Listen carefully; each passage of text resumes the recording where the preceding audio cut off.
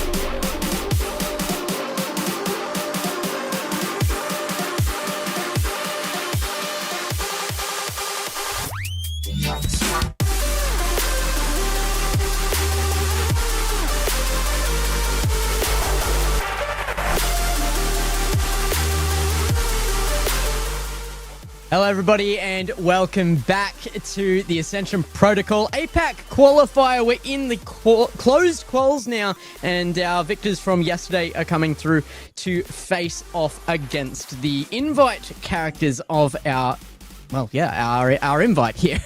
But it is going to be a tough one for those qualifying in through. We've got some bigger names appearing today, and I think we've already had a couple of backouts just based on the fear factor alone here. I might be wrong on that one, but we can talk about it. Oh, yeah. Yeah, we will definitely talk about it. But for the moment, this is where we are at the top 8 players in APAC, as long as you're in Japan or Singapore, are through to today's matchups, and we will be seeing who goes through to Toronto in a couple of weeks. So I'm very excited. Some big names, as Gex alluded to, and yeah, we've got a big day of action. Yeah, a huge shout out to James Bott for getting the Ascension Protocol going for the APAC region. We barely get 1v1s, man. We barely get 1v1s, and seeing some of these top players go up against each other in these best of 5s, best of 7s is absolutely amazing. Yeah, absolutely. So, our victor today will be going over to the Shopify HQ in Toronto. You see the dates there, July 18th, 20th. Not a lot of time to actually ship them out, which is part of the reason that we had to be very limiting on who could join this, unfortunately. It had to be visa-exempt countries, which did basically limit us to Japan and Singapore. There were a couple of other entries available in there, but it was pretty well limited to those countries. And we are seeing some of the best come out for that today. Of course, they're going to be getting over there with the rest of SSA and OCE and, of course, EU. It's going to be a really big deal for James, but I believe this is the first time this has been able to go international at all. So a big shout out to, of course, Data Coach Shopify Rebellion for letting us use their location, and our main sponsors there, joined by Chalked Cast there, of course, as we have on our desk here as well. So if you want more information, obviously you can scan that QR code. Yeah, and just remember as well, just a heads up, the SSA player actually won't be making their way out to Toronto. The visa issues were a little bit too difficult to figure out. So that screen is a little bit old. They will have their own 1v1 tournament hosted by Chalked Cast, which is very exciting in its own right. I believe they've been provided with quite a prize pool for that as well. So they sure have. Certainly not missing out. Yeah, absolutely. It's quite a big prize pool there. So it's just OCE, APAC, EU, and NA taking part in Toronto. And also, I'm keeping an eye on the OCE qualifiers currently happening over on the CJCJ Twitch channel. And at the moment, it looks like Hunter is going to knock out Super Locky 5-1 up in game number 5. That is a bit of an upset there, and it's going to be coming through. Yeah, interesting to see how that works out. So Hunter just about to beat one of the gold standard, really, of OC Rocket League. We are still in communication with LCT, just getting him in right now. We had some pets mishaps going on in the background, which is why we had our delay here. So just letting him know the server is already up. We will be getting him in as quickly as possible and starting our first series, which will be LCT versus Hadirius. We do have some automatic wins here as well. Maxiu has come through against UMR from yesterday. A great, brave follow through from our best defender of the day yesterday. It might be of the tournament, we'll have to see. And Furlash has made his against Blue there. Blue actually getting through a little bit accidentally. He was from one of the countries that isn't visa exempt, so he graciously has actually stepped back from that matchup. He sent me a message, said he didn't want to knock out anybody who, you know, is a contender for this, and Furlash certainly is that. So Maxiu and Furlash will be meeting up in our semi-final already. We are waiting to see if we get the matchup between Nai and Kay, who Kay came through and looked really, really good yesterday against Hadirius, only losing that in the grand final of that game. That game number 5, and he will be facing up, of course, in our next series with LCT. Yeah, absolutely. And we've got news that LCT is in. The crickets have landed, and we will be ready to go. Then, guys. So, it's all you. All right. Well, I mean, yeah, we'll just get into it then. Thank you very much, Gex. It's myself and FlaDer on this cast. FlaDer, it's our first time casting together, and it's here for the Ascension Protocol 1v1 tournament. Very excited to have you join us.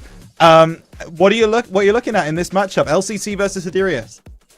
I mean, again, LCT, one of the oldest names in the book here in the APAC region, whenever he plays. By the way, from the KBM community, so love the guy. I have my personal bias. KBM! Woo! Hell yeah!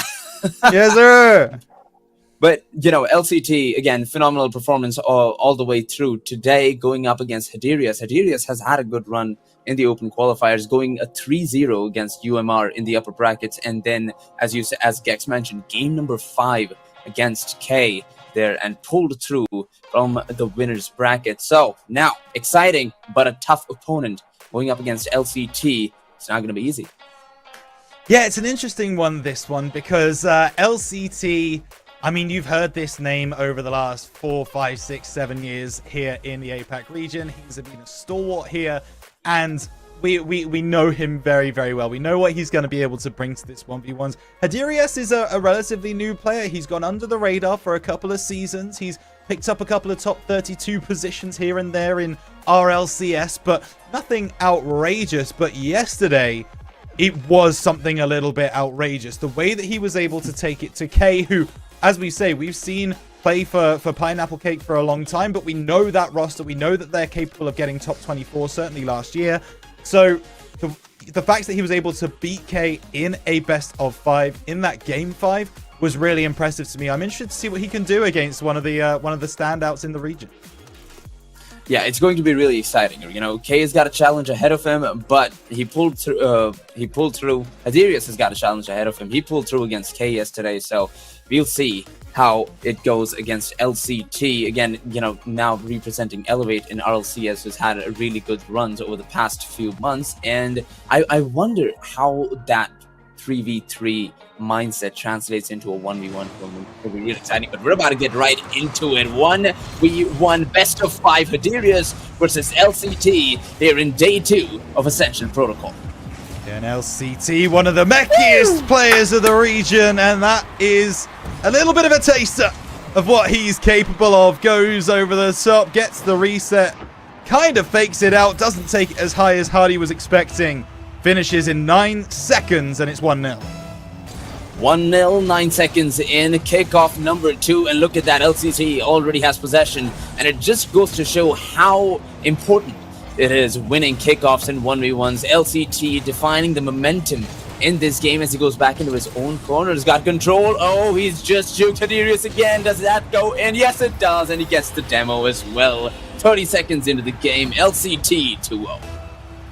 We understand that LCT's preparation for this event wasn't actually the best it could have been until last night, when it seems like he had an epiphany, some kind of realization that I could actually win this thing and go to Toronto. So yeah, so apparently he's not slept, and he's just been grinding ones since the early hours of the morning, and it shows. He is getting the first every single ball. I think he expected that one to go in, but he's still stealing the boost. He's still making it difficult for Hardy to get a foothold in this game, and that resource management is really going to help LCT in the long run. He can't quite catch up to that ball, but he's 2-0 up with a minute gone. He's not too worried. Yeah, patience is the name of the game here, and LCT is being patient. When you have no sleep, you tend to miss some of these things. You tend to make some of these plays that are more risky, but LCT is locked in. 3-0 now, and Hiderius is looking to change the momentum, shift the game in his balance, but LCT, here he goes once again, looking for the double. Does he find it? Yes, he does. Hattie, again, caught in the dust. LCT is up by 4, and we're not even 90 seconds into this game. I mentioned earlier, LCT is known as one of the mechiest players of the APAC region. He lives and breathes the technical ability. That's exactly what he's putting forwards here. A fake kickoff from Hardy, the first one we've seen today. He did use them quite a bit in his games yesterday, and he's actually got possession because of it. He's trying to bundle his way through. He's getting a fake out! And Hardy, he answers back. really good play from Hardy there. You know, he didn't want to panic. He had less boost. He had basically no boost, but waited it out, made LCT panic, and there he goes. It's not just the first goal though, Rhino. It's the first set in. I was like, Hardy could actually win this. He is capable of scoring. That momentum shift begins now. Yeah, for sure. Oh, and he goes to take that boost as well. LCT, absolutely dry. No resources to use. Hardy, you got to finish the job. Because LCT will not give you another chance. And he does just about get the better of him there, reversing. It's unorthodox, but it works, FlaDer. It does work. Hardy, here he goes. You know, he had boost control, and that's all you need in a position like that. If you can make your opponent jump in his own corner with no boost, you've basically got the goal, and Hardy did just that. A lot of the game remaining, but oh my god, a bit of a mechanical mishap there, but LCT is going to bring this back, reset into his own corner. He has done it before a couple of times where he's juked Hardy, and he might as well do it again. Does he hit the shot? Almost there, but a demo attempt from Hardy does come in. Mashing but look at that. LCT has always taken the ball back to his own corner to gain this control, and you know, it's like the amount of times he has done it and the amount of times Hardy has fallen for it. It is concerning. Hardy needs to get a lock in on this, because LCT, he's playing 4D chess here. Yeah. Oh my goodness, but he's been absolutely dunked out of his mind on that one. Thought he had more time. Hardy said no. Did get the reset, but the way Hardy's able to read that play is just beautiful. It ends up nestling in the top left corner. And from, I think it was 4-0 down, Hardy's back to 4-3. Very, very close. LCT is going to have to start paying attention, and that should just be the equalizer. And that's 1v1s. Rhino, this is 1v1s are all about. Changing the momentum of the game in a flash. A minute in, and Hardy's already secured 4 goals, and he's about to secure number 5 as LCT doesn't connect with the recovery on that kickoff, and Hadirius, my bad, is going to take that 1-goal lead. Yeah, I don't know. Maybe one of the crickets that LCT's just bought has got out, and he's kind of, you know, having to deal with that, jumping around his house or something. He doesn't seem locked in. That is a better one from LCT as he comes off that backboard and finishes off, gets the equalizer again. But, I mean, before the game, we were kind of discussing this one as it shouldn't really even be close. LCT has proven time and time again that he is one of the best players in this region. But Hardy, I mean, it's all about that momentum, right? He started to get a couple of goals, started to feel it, and now he's making life very difficult for LCT. And you've got to think here, right? This first game, how important it is for Hadirius to win, because it's that fear factor, as you mentioned, of LCT being the best in the region. And if that person takes game number 1, the mental shift, and oh my god, LCT's just been given a free ball, a flip reset, a must-see into the top corner. LCT, come on, you can't do that in a 1v1. Reset, musty, ball game. 1 minute 23, LCT bringing out the flicks and tricks as we know and love.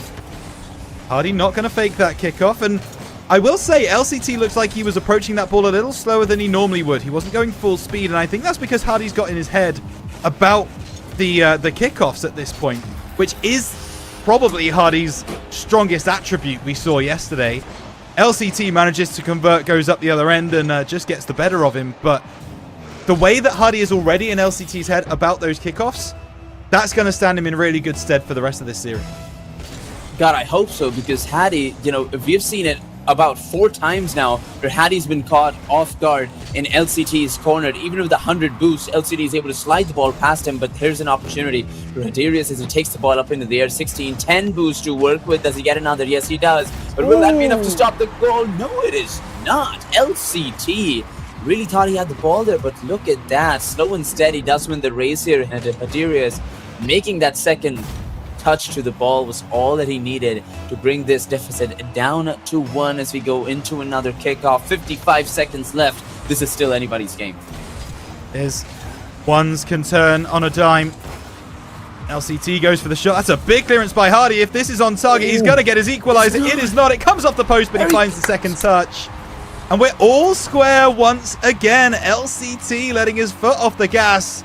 And Hardy is all gas, no brakes right now. I'll be real with you right now. I would have missed that shot.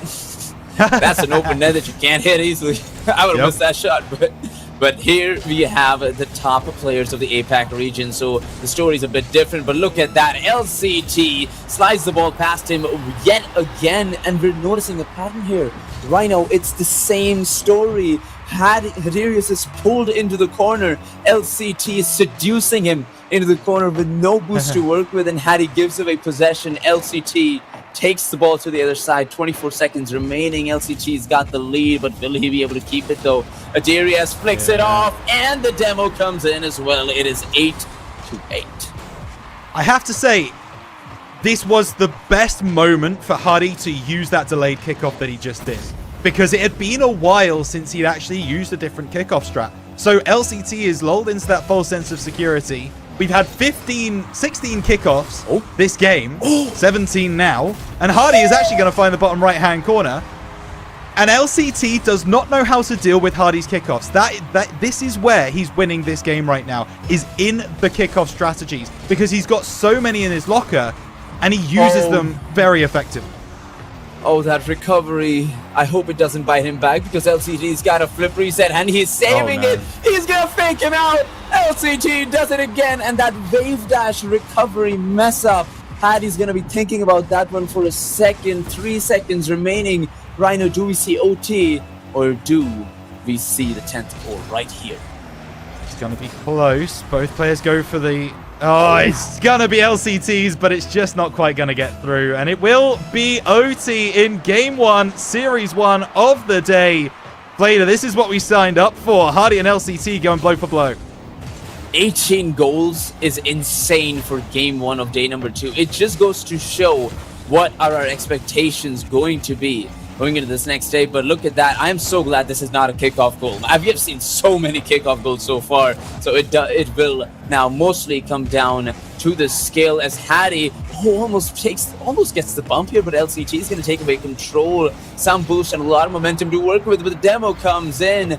No boost for Hadi. That does give LCT time to recover, as he's in the midfield now. Look at that. A fake goes in, and an air dribble bump is all he needs. Does he get it? Yes, he does. Hadirius with a double-digit goal to secure game number 1 of this best of 5. I think Hardy saw LCT out of the corner of his eye on that right-hand side coming back from the boost. He saw him coming towards him, so he had to flick the ball in the air to get some knowledge. And as soon as he did, LCT just makes the wrong decision.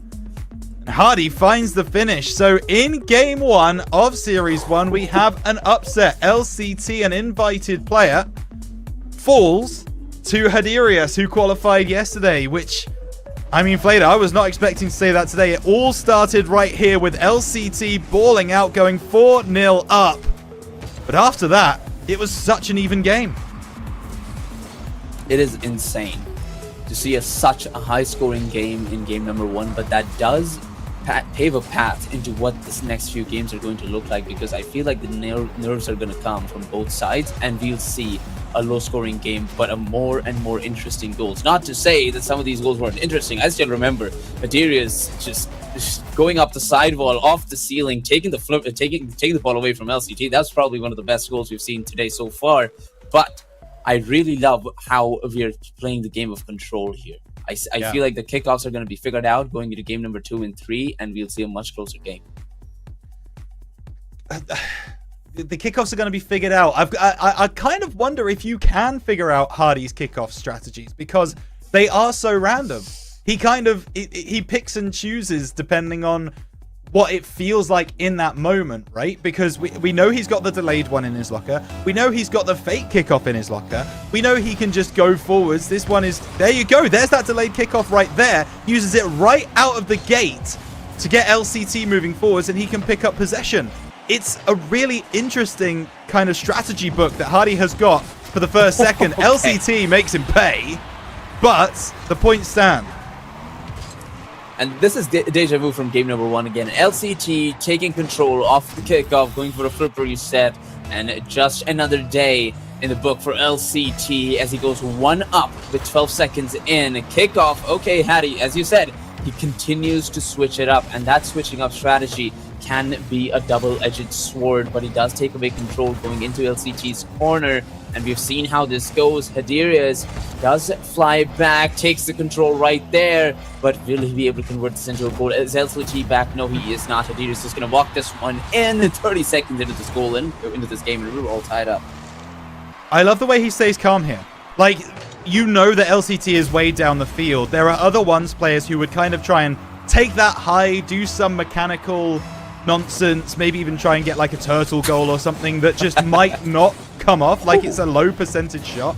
But on this occasion, Hardy just makes sure that he gets that equalizer. He will go 2-1 down after losing the ball in the midfield. And that is something that I've seen LCT be very, very good at so far, is getting the ball away from Hardy in that midfield and converting into like a free open net shot. That is one of LCT's strengths right now, is playing that 50-50 in the midfield. Yeah, LCT is very hands-on with his ball as well as other people's cars. But look at that. That's going to be a bit of an own goal. Hadirius would not like to see that. The kickoff strategy, as we talked about, isn't going to work out yet. LCT's wave dash here is going to slap the ball into the back of the net. 2-goal lead, first minute in. We've seen LCT take these leads before. It's only a matter of time if Hadirius can make a comeback, but will we see another bump? A bit of a bump comes in, but Hadirius manages to take control. Goes into the corner. LCT ball back in his half. What is he going to do? It's a bit of a demo game, but boost control with him and Hadirius. Oh, look at that. What a play from Hadirius. He does manage to slide that one in. That is phenomenal control.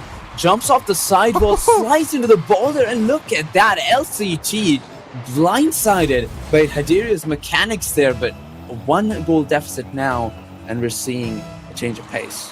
Yeah, that Hardy catch was wonderful. I think LCT just assumes that Hardy didn't have any boost because he'd taken both corners. So he just was like, well, there's no way Hardy has anything left in the tank to push this down the other end. Joke's on you, Hardy had managed his boost very, very well indeed. And actually was able to, get that second goal on the board. So 3 minutes 30, 3-2, 5 goals in the first minute and a half. And I believe, FlaDer, you mentioned that you thought this game was going to be a slightly less high-scoring affair.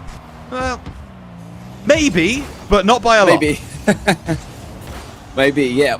I mean, it's just the play style of the players, right? They're so risk efficient here. Hadirius does manage to tie this one in, but yeah, as I was saying, it could be low scoring if they manage to slow down the game, but slow down the game does not look like it's on the agenda today, as Hadirius grabs the mid boost, slides back into Supersonic, and shoots the ball into the back of the net.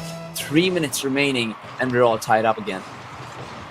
Yeah, absolutely. So this one coming off that left-hand side. Hardy will send it away. LCT is going to have to pick it up, and okay. I've been impressed with this fairy tale story from Hardy. I mean, even from yesterday, no one gave him a chance on the desk. He proved everybody wrong. And today, the same thing happened. No one gave him a chance against LCT. He's showing he's got more than a chance. He is borderline the equal of the icon. And into the bottom right corner, Hardy takes the lead for the first time in game number 2. There he goes. It's the same story all over again. Hadirius taking control of the game midway through. And look at that. He might even secure another. He does. A 2-goal lead with half the game remaining. LCT, what is your next move? Hardy's vision is just different.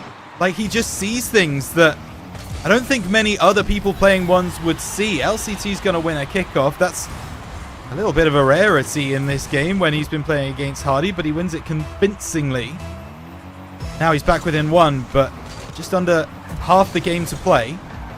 Hardy's going to go and pick up that boost. LCT wants to put the pressure on, but with limited boost, it's going to be difficult. Hardy has made a mess of it, though. He still oh my God. Should have got the save. Hardy? Oh man, the panic set in. He thought the ball had more power. He wasn't expecting it to just land on top of his car, but that it does. LCT within 10 seconds, Rhino ties the game up again. Such is the behavior of a 1v1 game. LCT is going to take control of the play here. Oh, look at that, a demo attempt coming in from LCT, but he will take possession. Never mind, it's a bit of a dance of the dunces here as both of the players are trying to trip each other over. With 2 minutes remaining, Hadirius may just be able to slide this one out of his own field. It does grab the boost, but his life Oh my goodness. is on. Oh, is that it? Oh, good save from LCT, but that does take away possession. Back to Hadirius. LCT with a quick challenge. The ball is going to drop down. Hadirius, what is that? What are you doing? LCT takes the balance off, and we are back into the other side of the field. LCT is not changing his playstyle right now. It feels like if he did, he would have a better chance in this game, but he's going full aggression towards Hardy, just assuming he's going to win all of the 50s, and he's losing out because of it. There is a perfect example of exactly what I'm talking about. He's taking those early challenges, he's taking 50s that realistically aren't a sure thing, they're not high percentage, and so he loses out more often than not on those opportunities in Hardy's half.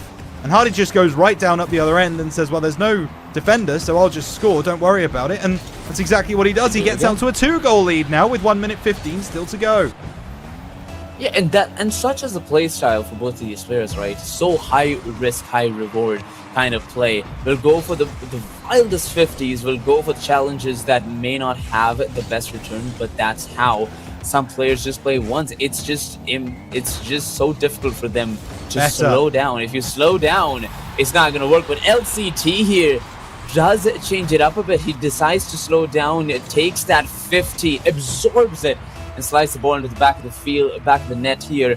1-goal lead for Hadirius, but 60 seconds. That's almost 60 years in a 1v1 game. Yeah, it sure is. I mean, LCT did exactly what I wanted him to do there, right? He didn't actually go into the 50. He pulled out of it, and he played a higher percentage opportunity because he knew Hardy couldn't get the clearance away as powerful as he would have liked.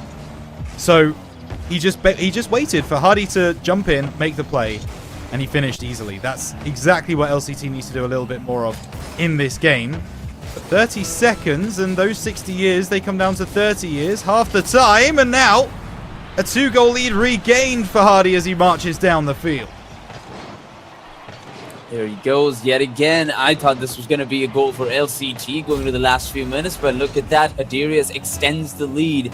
Now it all comes down to this. LCT, let's see what he can pull off here. Does he win the kickoff? He does, but no momentum to work with. He's going to be forced to broadcast it to the sideboard. But look at that, a Coxer attempt.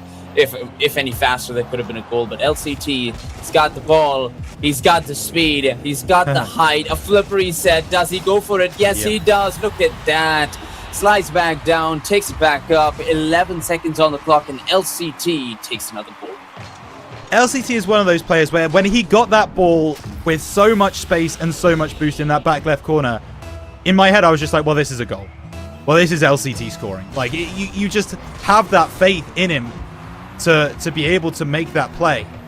And goodness, did he make that play. Hardy going to try and burn some time off the clock, take it across his front, and LCT, he's given up. He just flies through the air. He says, I'm not interested in this. It's the long way round for LCT if he wants to get through to the semi-final to play against Nye. He's 2-0 down in a best of 5. He needs all 3 of the remaining games. That Hadirius 1-goal lead there at the very end. So the noise going to try to deal with that. But Hadirius played absolutely phenomenal in that last minute. I mean, we could see the game shift gears at the way LCT plays with those flip resets, but Hadirius stayed calm, won the kickoffs as a minute was necessary, and got game number 2 as well. Now, this is a best of 5. That does mean Rhino Hadirius, it needs only 1 more to take down the titan of APAC. Yeah, only to face another one. Right, Nye is awaiting in the semi-final, and that's going to be a scary prospect for either of these players to go up against. I mean, I don't know if you feel the same, FlaDer, but for me, LCT has been the more flashy, been the more technical, been the more mechanical, but Hardy is just doing the simple things right. He's getting the 50s more often than not. He's in LCT's head about the kickoffs, and He's able to score open nets, which not every Rocket League player is able to. And you combine all of those to make a pretty good ones player. Although he doesn't fly through the air, although he doesn't go for those big aerial challenges, he knows where his strengths are and he uses them to his advantage. And he's doing so with brilliant effect. And we call this the blue strategy, right? Keep it stupid simple. And it'll work every single time. But game number 3 now, Haderia is up by 2. It all comes down to LCT. Where did LCT just go? Okay, now he just grabbed that boost. Oh, lack of control there by Haderia. Is going to give the ball back to LCT. Did LCT just change his cars? I believe he does. Yeah. He's going with that titanium white mainframe to get the balance in his favor. He wants his car to be good looking, and he just wants his momentum to be even faster as he goes into the corner. Gets the demo of 150% is going to come in. Haderia is patient with the ball and gets faked out. LCT is going to be much happy about that one, but this is the very first game where we haven't seen a goal in the first 10 seconds. Hardy sent for a hot dog, and LCT is just going to finish that one off. No problems. And hey, you've heard the saying, right? Look good, feel good. A change of wardrobe can do a lot for you. That's exactly what LCT has right now. So he's changed things up. It's a different look towards Hardy. Hardy doesn't care. Hardy's just going to drive into the empty net. LCT went for boost, and that proved to be his undoing in that one. Yeah, it's just those minor mistakes in 1v1s that can shift the balance yet again. Haderia's, LCT made leaps and bounds trying to make that last goal happen, and Haderia's just walked the ball in. Oh my god. Look at that. Blood on his mind as Haderia's looks for the demo, but no boost to work with. Now this is dangerous. LCT just slides by, but look at that. Lots of boost to work with, and a flip reset could be enough, but Haderia's gets the ball. Still no boost to work with. LCT playing the long game, has control. Yet again, he's going to take the ball off the ceiling. Not a lot of control this time around. Haderia's, however, is going to fall yet again to LCT's style. It's just the style this time. Yeah, we talked about it in between games. When you're comparing the mechanical ability of both players, there's not really a comparison. LCT is the technical mastermind on this field. Problem is, he's getting himself twisted in knots. He's trying a little bit too much sometimes. I think that confidence that comes from knowing that you are mechanically capable in this game can be your undoing sometimes, and you overextend and you take challenges that you shouldn't take because you think you should win it, when the player you're playing against actually has very, very sound fundamentals. Ball over the top. It's a good save by Hardy, but LCT is really starting to tighten the screw. That he is. Look at that. Now he's not looking just for goals. He's looking for that long control. He wants Hattie to make one mistake while he continues to keep up the pressure. But this time, the risk is not going to pay off. Hattie's going to secure the boost and may as well secure the goal, but LCT makes it back in time. He's got tons of boost to work with. Slaps the ball back to the blue net, and LCT is going to repeat the story yet again. But Haderia's comes flashing by, takes the boost, and we are just going back and forth in this 1v1 game. This is a much low-scoring game right now, I will say. This one certainly is. Yeah, this one certainly is, although LCT is going to try and get another one on the board. And he corkscrews around to find the finish here. It's beautiful. Flicks the ball over. Hardy gets bumped away, but he still has enough boost to make it back to the ball. Find the left-hand side. And LCT, I don't think he's seen a 2-goal lead since game number 1. Can he hold on to it? Can he hold on to it? That is the question here. LCT, another control of the ball off the kickoff as he goes for the flip reset. It's Hattie, come on, Hattie, you can't do that. We know LCT is the one with the style. You've just got to keep it super simple. You've got the goal, but I appreciate the attempt, of course. Hattie almost had it, does get the bump there, but not the ball, is not able to keep the ball out. 3-goal lead now for LCT. As you said, hasn't seen it since game 1, but Haderia's plenty of time to work with. Does he see a change of pace? He's got the ball in his hand as he goes for a flip reset. LCT says, nope, not you. I got this. Yeah, not now, not today. Hardy gets the clearance away. LCT will collect. Some boost on the right-hand side as well. Oh, I thought he was going to jump off the sidewall instead. Just tries to drive the ball home. does not get it working this time, but Hardy is being sent left and right, coast to coast. He doesn't know whether he's coming or going. LCT, this is probably the most one-sided game we've seen so far, just in the way that LCT is able to maintain possession of the ball and use it to his advantage. We love to see it, but this again, you know, Rhino, as you mentioned, high risk, high reward. LCT using all of his boost, all of his momentum to keep the ball in his control, and that might... No way. Oh, come to bite him back. It does not. LCT makes it back. This man is light himself. Oh! Look at that. Oh, does get fake. Hattie. You know, it's the simple, stupid mechanics, man. I keep saying it. Look at that. Beautiful fake from Hattie there as he takes goal number 2 with 70 seconds left on the clock. LCT still's got a bit of a cushion to work with, but that's got to hurt. Well, I know he went to the shops earlier, but he's just been sent back to the shops right there as Hardy breaks his axles. Beautiful fake to get himself back in this game. 2 goals the deficit, but LCT flicks over the top. It's going to take a while to drop down, and Hardy will go, you know what? I got this one, boys. I'm going to put this one into the back of my own net. He didn't see a way out. He didn't see a way, but this ball was not finding its way into his own net, so he goes, you know what? Just to speed things up, to get us back to kickoff, I'll score an own goal. And you know what? I respect that. Yeah, that was a beautiful flick, by the way. If I saw a flick against that, I mean, I'd probably try to score it myself. But Hiderius now back in possession. And right now, as we mentioned, it's the 60 seconds where we see the nerves come in from either side. But LCT has got a beautiful cushion to work with, 3-goal lead, and all he's got to do is continue this possession. He wants to avoid as many kickoffs as possible, as we know. Hiderius is capable of making kickoffs, but this game does look one and done because LCT is about to secure another, and that is going to be a 4-goal lead. Very difficult to come back from. Yeah, absolutely. 28 seconds on the clock, 4 goals to score. If this was 3s, we would call this one done and dusted, but it's not, FlaDer. We are not working in the 3s playlist. This is 1v1, and 3 goals in 22 seconds. Well, that is achievable. Every goal counts here. Every kickoff won is LCT's chance at looking at it slightly more worriedly, but 15 seconds remaining now, and I don't think we see a comeback here. LCT, how do you maintain this momentum? What is he doing? How does he make his boost work like that? It makes no sense. I mean, it's just brutal to watch, isn't it? It's so wonderful from LCT. This is the LCT we're expecting to see from minute 1. That is not the LCT we got from minute 1, but minute what?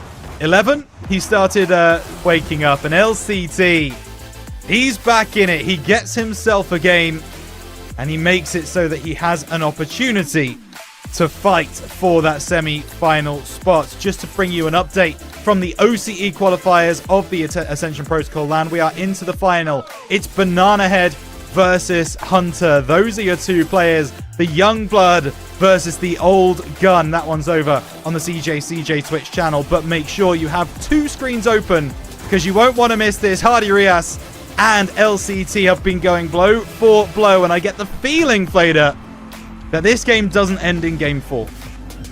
It does not. I don't think it does. The amount of momentum LCT is carrying forward right now is humongous. Hiderius, you've got to have a very strong head on your shoulders if you're not going to be intimidated by what LCT has presented in this last game. I mean, look at these goals. Just beautiful shots after shots. I mean, LCT, he's just been at it. He's just been at it, and I don't know what he's going to do next, but game 4 is a little scary. I mean, it felt like he flicked a switch, and I mentioned at the start of that game 3, you know, what did I say? Something along the line, look good, feel good. That's right. He, you know, and he went away. He changed his preset. He changed his cart, and my goodness, did it look like he felt good. It looked like he had so much more control. He understood exactly where to challenge, where not to challenge. And I'm getting words that we've got a car change from Hardy as well. So he's trying to use the car change strategy, and there you see it, a little bit of a deeper purple for Hardy this time, and we'll see if that works out for him. Yeah, it's the mind games, right? 1v1s is all mind games, and look at that. Hiderius, the deep purple, the evil purple, just popping off as LCT gets absolutely mauled by that 50. Yeah, I mean, this is just Hardy basically driving through his opponent, goes over the top, and that is absolutely wonderfully done. Hardy will collect. He's going to get a second here unless LCT gets back in time. And this time, boost over Paul does work for LCT. And he now tries to convert the other end, but he doesn't get the reset. And that's going to give Hardy a chance to double his lead, but he misses the shot. Yeah, it's that fear, right? LCT is coming. You've got to be there. You've got to be careful. But Hideria's got plenty of space in the field. LCT goes for an early challenge, and look at that. Hiderius does not see it coming. I did not see that one coming. I thought LCT's going to head back, play Shadow here.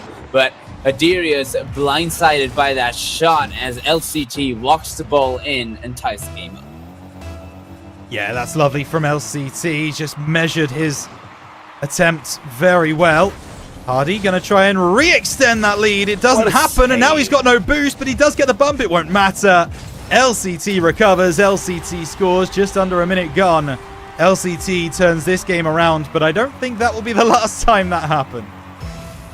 Oh, it does not. Hiderius has been known to keep momentum going, at least up until the mid-games, and here we do have him winning the kickoff, but slow and steady wins the race. Yes, he does it again. He does it again. Hiderius knows what strategy is working, and he's got to keep doing it. Look at that. Finds the perfect touch, slots it into the top shelf, and Hiderius is going to tie the game up 1 minute in, and we've got 4 goals.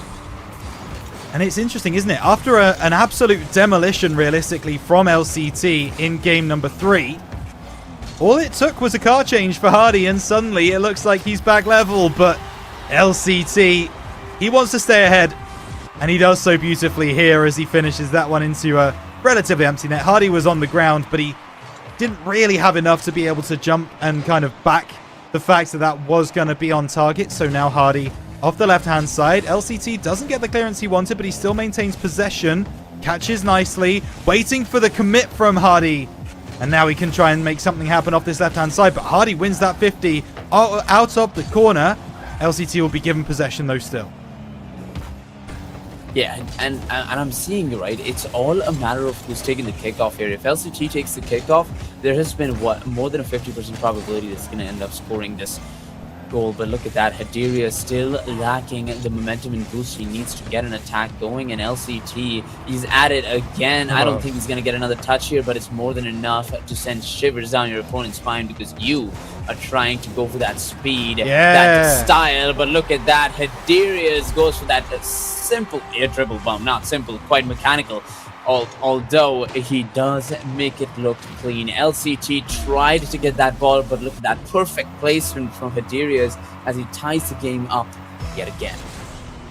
Tale as old as time in 1v1s. Knock the ball towards the goal, go beyond the ball, demo your opponent. Happens all the time. We saw it a lot in Birmingham at the 1v1s where Morksy was using that strategy over and over again. It looks like that was basically like half of the goals he scored was that strategy.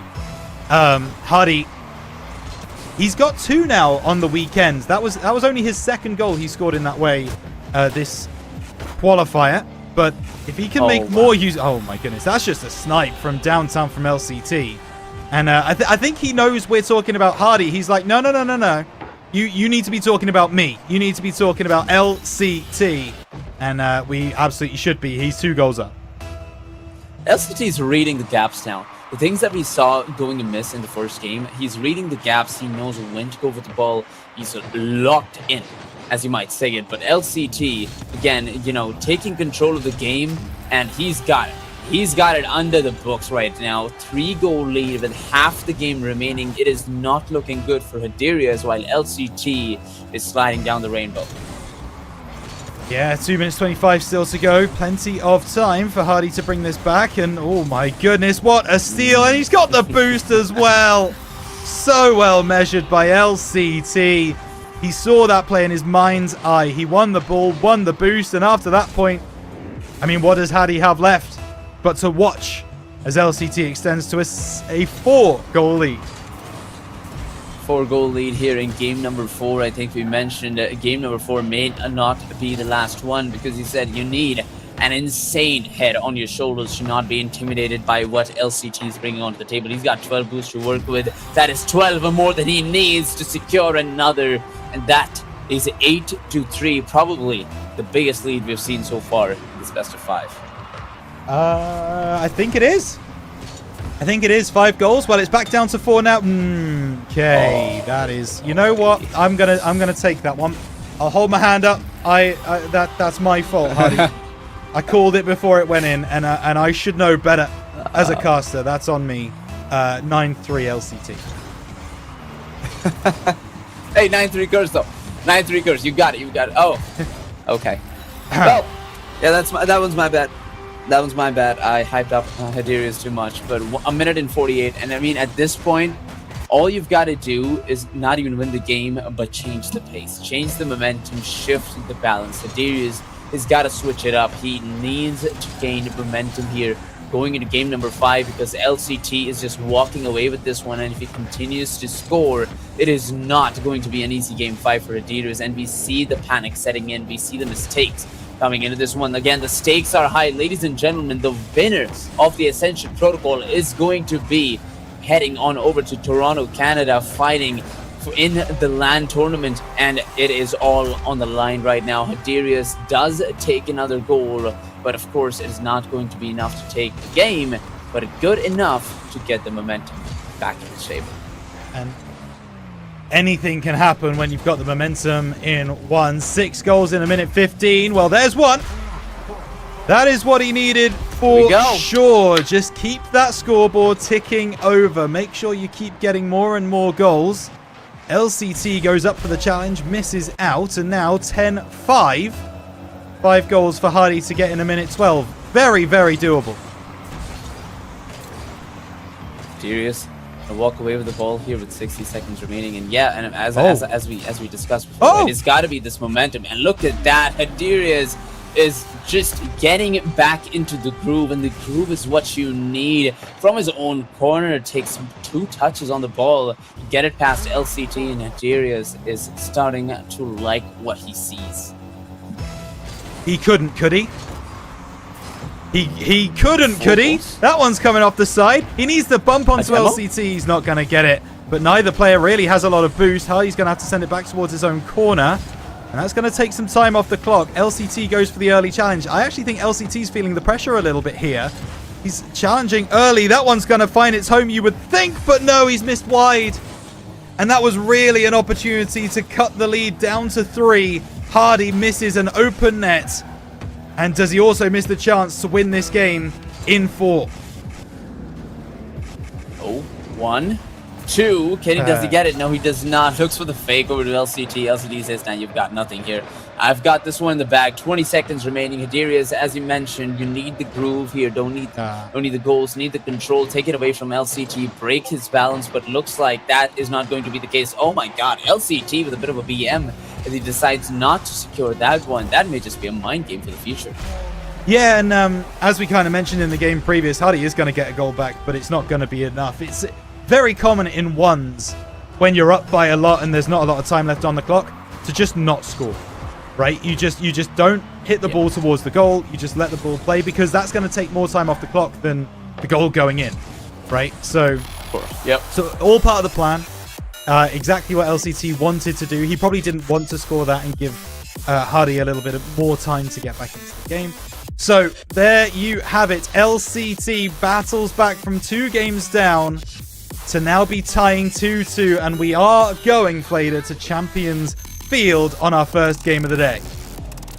Love to see it. Just goes to show what this day is going to look like. Hadirius played phenomenal, out of his mind in the first 2 games, but LCT has brought it back, and this is the second game I think we're going double digits into the scoreline. So, love to see it. High scoring, high risk, high reward gameplay coming in from both, but now it is time for that final game. Who is going to bring this one home? LCT, all the momentum in the world. Hadirius, do you have what it takes to break this one down?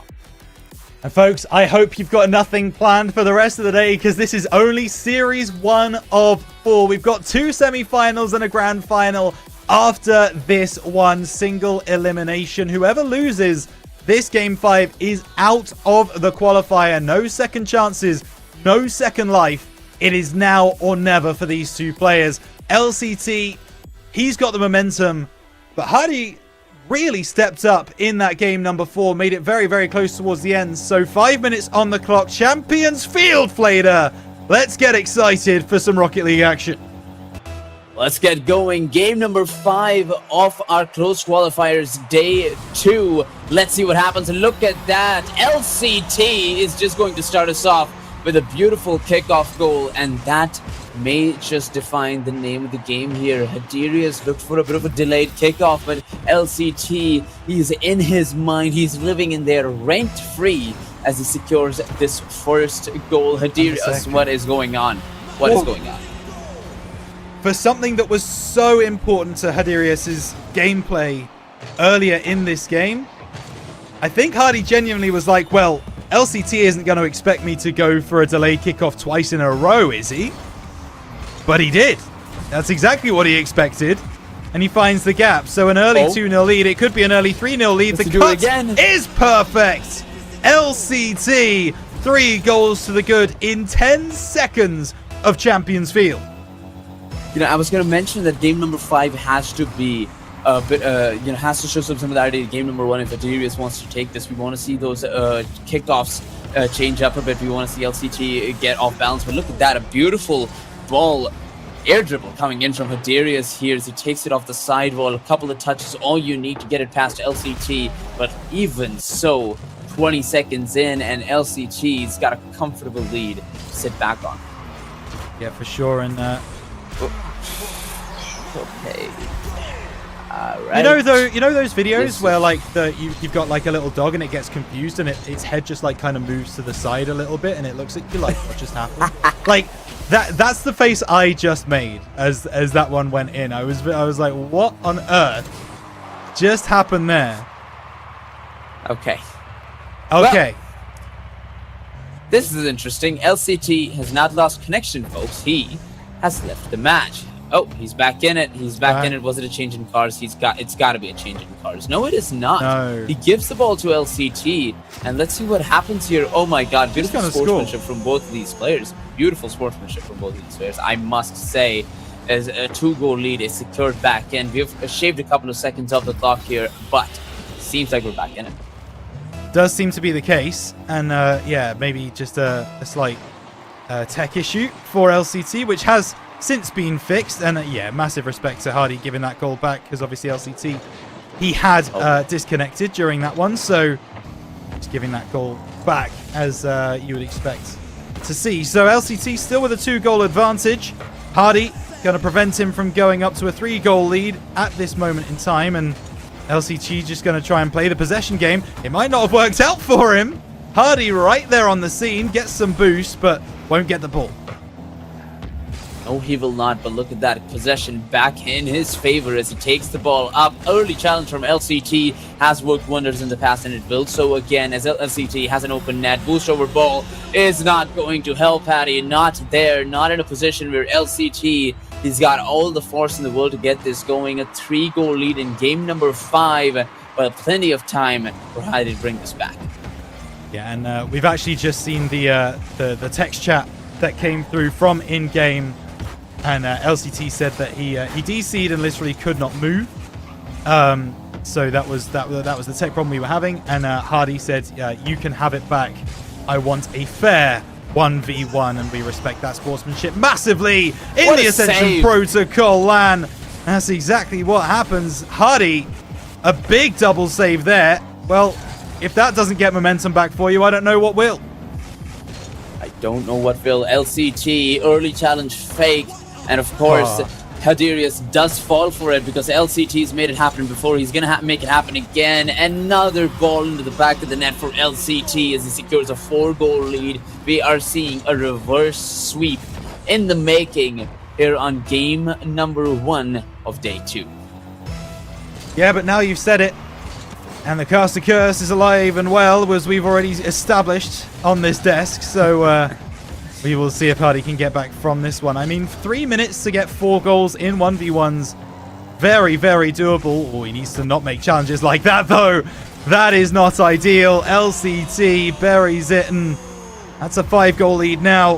Hardy, maybe just a bit jumpy. Maybe just feeling the occasion a little bit in his stomach. He is. I mean, he's got to win those kickoffs if he wants to make a comeback here. It's not even about the amount. It's not even about the amount of goals here. Winning kickoffs is all you need to get back into the pace, to get that shakiness off of your hands. And let's see what happens here as LCT is going to take away possession. Hadiria, is he be able to secure this one? Yes, he does. Good save from Hadi here as he takes the ball control again. Waits for that challenge from LCT. And will he be able to take this one off the sidewall? Yes, he is. LCT, 100 boost to work with. Flip reset for Hadiria as he goes for the fake. Look at that. Beautiful play from Hadiria here as LCT just caught surprised by that fake. Love to see it. 4-goal deficit, but a good way to start it off. The Rocket League garage is going to be in business today with the amount of axles that have been broken over the course of this series. Silly from both players, but that one, beautiful from Hadi. He's looking for another one. Doesn't fake it this time. LCT was reading that one every day of the week, and now he goes back to his own backboard. Hadi needs to try and send this one back down. He wants to cut the gap to 3 goals instead of the 4 that it currently is. He's not going to with challenges like that, but LCT can't turn in time, and Hadi gets the ball back. Yes, he does, but he does manage to get it off of LCT's back, and look at that, Hadi, another goal in the back of the net, 1 minute and 30 seconds remaining. Hadi is slowly building up that momentum. He's playing LCT's game of early challenges, of just believing in himself and just going for whatever he sees. You've got to go autopilot for some of these plays here, and that's exactly what he's doing. Hadi, as I yap on and on, Hadi's gonna be like, yeah, you go on ahead, dude. I've got this. Another control of the ball. LCT messes up there on the sidewall, and Hadi's gonna bring this deficit down to 2. Rhino, what is happening? What is happening is Hadi Rias has realized that there's a spot as a LAN on the line. He's playing out of his mind right now. 1 minute 20 for 2 goals. Very, very doable indeed. This one comes off the right side. He's got the better of LCT. Can he finish it off? He's only 1 goal away. And with 1 minute and 11 seconds left, a 1v1 game that is this close genuinely could go either way here. What is happening? LCT, he's the one that's jumpy now. We've seen it coming in from both players. Look at that. LCT making mistakes where you would barely see him making them, but he's got control of the ball here, barely takes it. But look at that, a good 50 from LCT, just absorbs it completely. Does he get the score? No, he does not, but boost in his favor. And look at that, ball all the way back in his own net. Hadi, he's seen this in game 1. Does he make it happen? Yes, he does. Takes away the ball, but look at that, LCT back in control. He's going to slow this one down. Ball on top of his guard. Does he get the 50? No, he does not, but time is ticking, and that is exactly what LCT needs. Who is going to get that game-breaking challenge? That's the question now. Got to try and get the better of your opponent, and cleanly as well. Big bump coming through from LCT. It's not enough. Hardy's got a clean run, but LCT gets back across just in time. 1 goal in it. 20 seconds remain. LCT needs to score. Doesn't hit the crossbar. LCT tries to recover. He can't do it. Hardy's going to go down the other end. It's all square with 11 seconds left on the clock. What is this game? He has done it. He has done it. Look at that, Hadi. Patience is the name of the game, and he's got what it takes to take this to a tied game with 10 seconds remaining. You've got to love an overtime here. No kickoff goals, please. But Hadi says, I'm going to end this one right here. He's got the ball, way. And he's got it on LCT. Look at that. 5 seconds, and Hadi's just taken the lead. The one thing we gave Hadi before a ball was kicked was his kickoff strategies have been exceptional. And there is the proof. LCT must win this kickoff. Doesn't. He now needs to keep the ball up. He doesn't get the boost though, and that's going to cause him problems. And Hardy's just going to box him out. And Hadi Rias from absolutely nowhere. I believe he was 5 goals down in game number 5. He comes back to score 6 straight unanswered and beats the Titan of APAC. He beats LCT 3-2 in the series, and the caster curse calling the reverse sweep comes through. FlaDer, that is on you. But I've got to say, Hardy, what a performance. Tekka Bosun. Oh my god, look at that. Hattie, the patience is the name of the game, and he owns the game. Hattie has done it again, play after play, each jump, each 50 taken with extreme precision, and LCT's a couple of mistakes there at the end did play in Hattie's favor, but that's my bad. That's my bad. Yeah, I would like to just keep away from LCT for a while. I've just taken a ticket away to Toronto.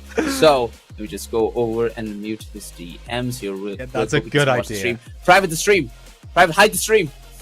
Well, we would love to talk more about that game because there's so much to talk about, but we are, of course, running behind and we need to catch up. So coming up after this break, it's going to be the first semi-final of the day, and it should be a belter. Maxu versus Furlash after this.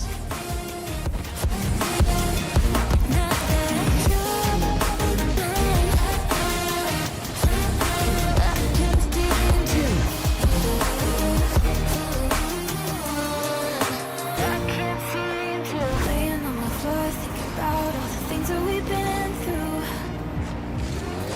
From 24/7 to pretending like I never met you. No, it's all for the best, cause I know we're a mess every time we're together. Going out of my mind, and I wish I could lie, tell you that it gets better. Now that you're gone, they say time should heal, but it's been too long. Couple months where I can't seem to move on. I can't seem to move on. I can't seem to.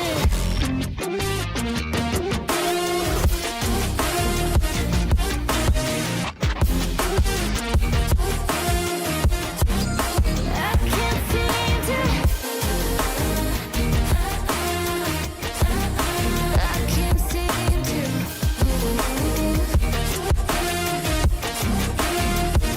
Now that you're gone, they say time should heal, but it's been too long. Couple months that I can't seem to move on. I can't seem to move on. I can't seem to.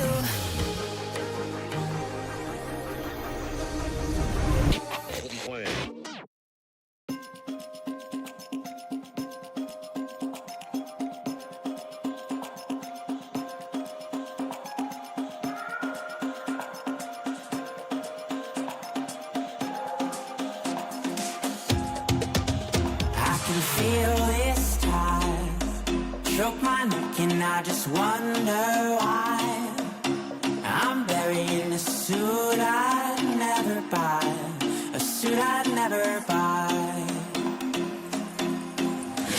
Cufflinks on my wrist, I can't act surprised when the shovels hit dirt in the earth. Did they start to die?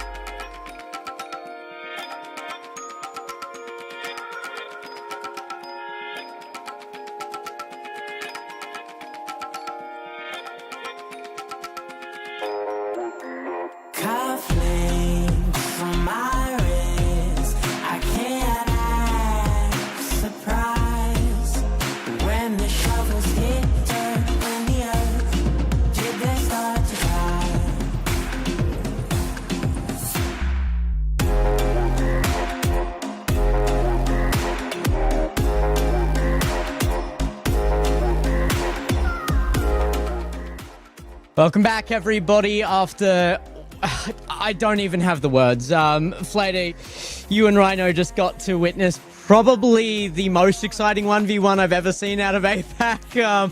Look, LCT saying he's not up to scratch on that. I gotta give it to Hiderius, though. That was a step and a half up there. I thought he didn't have it to the mental comeback there to do it. But what a comeback it was there in that last game. 6 goals straight to win it. It was 2-7, Gex. It's 2-7. You'd stop playing at 2-7. You're like, yeah, I got this. I got this. It's a 1v1, right? What's the worst that could happen? It did happen. It was 6 goals, as you said, unanswered. That it is insane how Hiderius managed to pull this off. LCT, probably the biggest upset we've seen in Ascension Protocol or in 1v1 history here in the APAC. Well, we've got to move on, though. I mean, it's hard to even be able to glaze over that one. It was an absolutely amazing event, but one of our invites knocked out first round, unexpected. We are moving forward, though, and as Rhino said before the break, it is Maxiu versus FlaDer coming up. Maxiu was LCT's pick as the shoe-in to win this event, but I believe he just said to me that FlaDer wins this round, so he can't make his mind up on field or in the chat, so we're gonna back down the invites here, but it's 2 invites at this point. So Maxiu and FlaDer. I think for me personally, the 2 big names coming out here with the biggest likelihoods were Nye and Maxiu. So we need to get them in and see how this plays out. But this is probably going to be one of the higher quality matches for mechanics for one's display here. I know Maxiu has been training for 2 weeks for this event, and I saw him training in a different way in my Discord friend list just a moment ago. He was listening to Drake. I did see LCT told me he's been training that 2 weeks specifically to go to Toronto so that he can see Drake's mansion. It's all he cares about. Hey, if that's the motivation you need to beat FlaDer, go for it. You need all the motivation you can get. Again, you know, FlaDer absolutely phenomenal in the open quals as well, and we've seen him. Just, I think. Oh, sorry, FlaDer was an invite, but in the previous 1v1 tournaments here in the APAC regions, FlaDer has been an absolute dominant performance. As you said, Maxiu has been grinding for the last 2 weeks, maybe even more than LCT. We saw LCT grinding for 24 hours. Multiply that by 2 weeks. So this is going to be an interesting matchup. We'll see how Maxiu performs here against FlaDer in the semi-finals. Gex, who you've got your money on? Who have I got my money on this one? I mean, it's got to be Maxiu. If I'm saying that Maxiu and Nye are the big picks for this tournament, it has to be Maxiu here to win over FlaDer. But I mean, these were the invites for a reason. FlaDer and Maxiu coming out of the same RLCS team here as well. They're going to know each other. It could be anybody's. I mean, at this point, it's very hard to make that pick, but I would side with Maxiu. I could easily predict a Game 5 out of this one as well if Maxiu doesn't, like, really come out hot on the mechanics, though. Okay, I'm just going to say it. I think it's a day of upsets. I think it's a day of upsets. We've seen it before. I'm good with that. So Game 5 would absolutely be exciting. You know, the momentum has shifted so much from what we saw in day 1. A couple of absolute blowouts starting off like this with the biggest upset we've ever seen in the 1v1 history. So I'm really excited for what's to come here with Maxiu and FlaDer. We will be sorting that out very shortly on field because we finally have a lobby up that the players are happy with. Did have to change servers a couple of times there. And Maxiu has said very specifically he wants to be on the blue team. He must be on blue side. I don't know what kind of particular curse that is being put on there, but Maxiu definitely wants blue. I mean, it's that 1v1 mental, right? We saw in the last game, LCT switched out to a titanium white mainframe, by the way. Beautiful car. So, you know, everybody's got their own quirks with 1v1s. You know, if you've been playing so much 1v1s, Maxiu's probably been making the sheet. Okay, the last 2 weeks, all games I've won are on the blue side. I must have blue. Every I single must one. have blue. All of them were on blue side. That would be worrying. If you're coming into the 1v1 tournament, you've never won on the orange side, I'd be quite concerned. But no, there's got to be something behind it. Maxu is a very aesthetic chasing player here, so maybe it is about the car preset. He needs the blue side for the car preset. So we'll just check if the players are ready and send them in immediately if they are. That's a yes for your choice, boys. Do you want a test lobby? You gotta keep trying. We've got to keep trying. Here we go. See what we're sending him in. All right, we got ASM, right? Maritime? Mainland. We're going with mainland this time around. It is a middle ground here between many of the regions of APAC and Japan. Furlash coming in, obviously, as our first Japanese representative of the tournament as well. Here, there was a number of invites sent out and a big one to shout out. And thank you to one of my friends in my team for reminding me to mention this. But Maxu not doing Japan proud here, as I don't know. It is the third member of the squad that is missing from the field right now. A huge retirement announcement, bit of a tearjerker actually. If you want to head over to Twitter, Realize has retired from Rocket League, at least on a professional front. Probably the most important player historically out of the region. A huge day to see him make that announcement. I mean, representing APAC before even before RLCS was even APAC, right? Well, Realize everybody knew about his name, everybody knew him across OCE. Pulse Realize, I think, was a name in everybody's mind back in the day. 10 years in the making. Whoa. Of course, I hope he has an amazing future, but we've got the rest of the members of the same crew here battling it out for a trip to Toronto. Maxu and Furlash. Max has started off this game with an absolute bang. 2 goals up now, and it is Furlash's ball to take. Yeah, so we do wish the absolute best of luck to whatever life brings to Realize, of course. But we are in-game in tournament with our current players now. It is a new era of Rocket League, and it's not exactly the new players stepping up right this second. Furlash and Maxi going head-to-head, and Maxi 2-0 up in the first moments of this game. Gonna have to really push through on this one. I do think Furlash is gonna have some difficulty against Max simply on a ones basis. Maxu is a massive ones player when he's been grinding it, and as we know, he has been on the grind. You can see the momentum shift here. You can see Max, the way Max is driving around the field. He's got control of the ball, he's got possession, and he is just too clean with his mechanics, so confident to go for these flip resets, and is able to, let's see if he's able to pull something off here. Goes for the fake. Furlash does find the save, beautifully executed there, but will not get control of the ball here. Max does take this one away, but look at that, an overcommit, and Furlash just drops the ball into the back of the net here. A 1-goal deficit now, but Furlash, there he goes. Look at that beautiful bump, slides the ball in, and he is back in the game. Lovely to see that fight back, keeping it close here. 1-goal difference in 1v1s is absolutely nothing, so it could be anybody's game right now. Furlash trying to make it even here, but Maxu with the boost going to easily make it back to that first.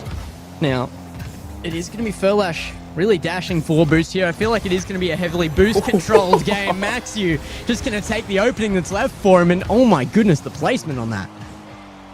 Look at that. Beautiful shot. Hook to the top left of the goal. Furlash ended up backflipping there, but it does not matter. The speed on that ball was nothing less of a bullet. Maxu, you can tell he's been training. He knows how to make these shots. He's going for those bounce dribbles. He's going for these hook shots. He's going for those volleys, and you love to see it. Furlash, on the other hand, is trying to play the game of control here. He's trying to play reactive, but it doesn't matter if Maxu is fast as light. Look at that. Another goal from Max as he turns around quick, gets another. Yeah, I feel like this is going to be a high-scoring game and probably series here. Maxu, historically not known for his defensive mentality. He's very aggressive on the line. His defense has stepped up majorly over the length of RLCS, but going back years, It is his preference. Where he can make it, he will play aggressively, and it is an aggressive game. FlaDer with a demo there showing he has it straight back the other way. And it is becoming a high-scoring game. You love to see it, right? You're seeing the players open up a bit. They're warming up. They're trying to understand each other's play styles. Not that they haven't, again, teammates. But yeah. Maxiu is on the tougher end of the spectrum. Look at that beautiful shot from Max. Another one breaking FlaDer's axles, and a recovery mistake there is going to bet Max another goal at the back of the net. And it looks like we've just brought in OCE, CJ with the raid. Thank you for coming over. It is, of course, more Ascension Protocol for you guys joining. APAC trying to pick our major here. LCT versus our major competitor there actually lost that in the first round. LCT being one of those invite characters there. I can't believe that we have seen Hiderius come through on that one by a single goal in game number 5 after a 6-goal comeback to win that game with just 2 seconds left on the board. But we're back in for our semi-finals in the upper bracket here, running this single elim, and Maxiu currently leading FlaDer here 6-2. Yeah, it's been an exciting day here in the APAC region so far. We saw one of the biggest upset in 1v1 history. LCT taken down by Hiderius with an up-and-coming player. Beautifully executed there, coming back from a 2-7 lead in game number 5. You love to see it, but game number 2, series number 2 has been just as exciting. Maxiu showcasing the level of grind he's been putting into the game in the last 2 weeks with a 4-goal lead. And look at that, FlaDer trying to execute something, but Maxiu is a ball broken by FlaDer. Look at that, FlaDer drives the ball in, plays the long game, gets that momentum back. I don't know how he did that, but another goal for FlaDer.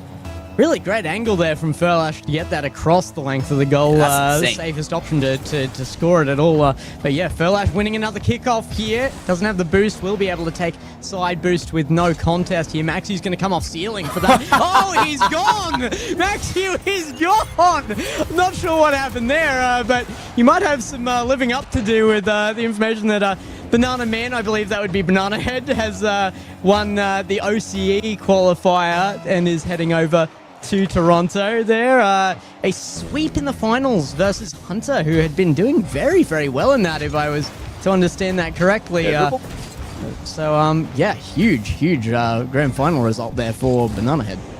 Absolutely, congratulations to Banana Man to take that win here in the OCE region.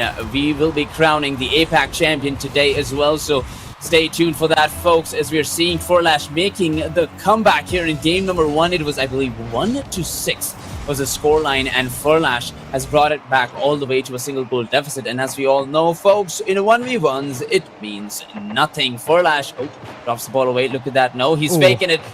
Does he get it? No, he does not. Max saved by the boost there. And another opportunity to make something happen as he tries to drive the ball into that bottom shelf. Does he make it? No, he does not. But looking to maintain that possession with 20 seconds remaining. And all you've got to do is keep this control. FlaDer executed from the game. And with 10 seconds remaining, Max says, you know what? I'm going to take a bit of a stroll into my own corner. 6 seconds remaining. He wants FlaDer to challenge. Does he get it? No, he does not. Ball drops to the ground. And no. Oh, I'm sorry.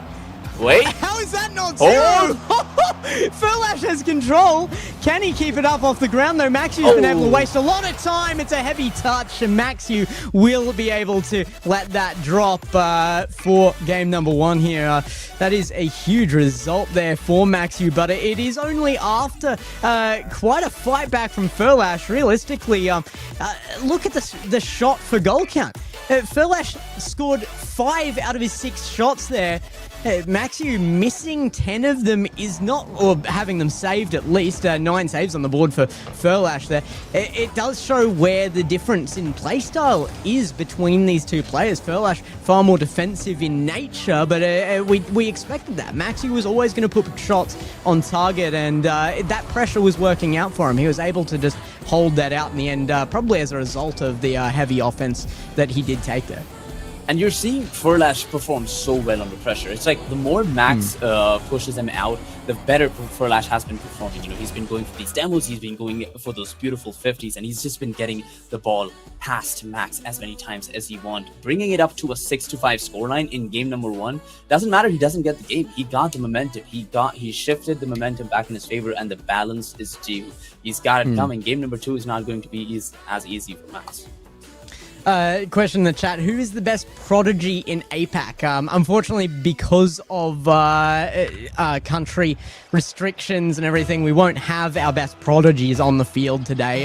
The name everybody was probably expecting to see on the stream here today was realized, but yesterday did make his announcement as to the retirement. We were just talking about that a moment ago, but it's a huge event to lose realized. Probably the most important player to ever play out of the region, and heavily loved by the world there. But a huge goodbye to realize, and somebody's going to have to step up to fill the place. Maxu certainly wants to do it in the ones. He has been training for weeks.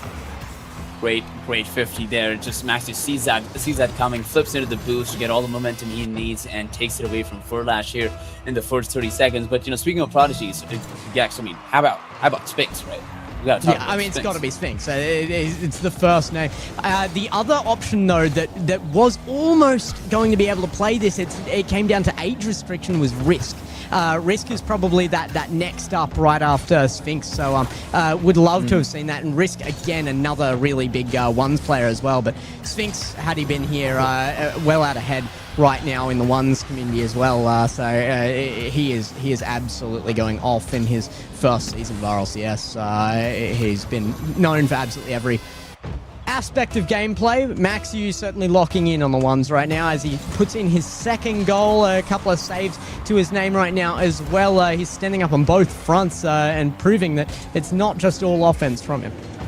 Yeah, Max is starting off with a really good play style here. You know, minute in, he's already secured 2 goals, and as you said, it's not just earth-shattering offense. It is calculated defensive aggression that is coming in from Max, and even with these flashy plays, the man makes it back in time and is ready to get that shadow defense going. FlaDer, oh my god! Somebody stopped him with that flick, and he doesn't even need to touch it again. Beautiful accuracy coming in from FlaDer here. Minimal boost to work with, does not matter. He's going to pop it off of his teammate there and secure that first goal in game 2.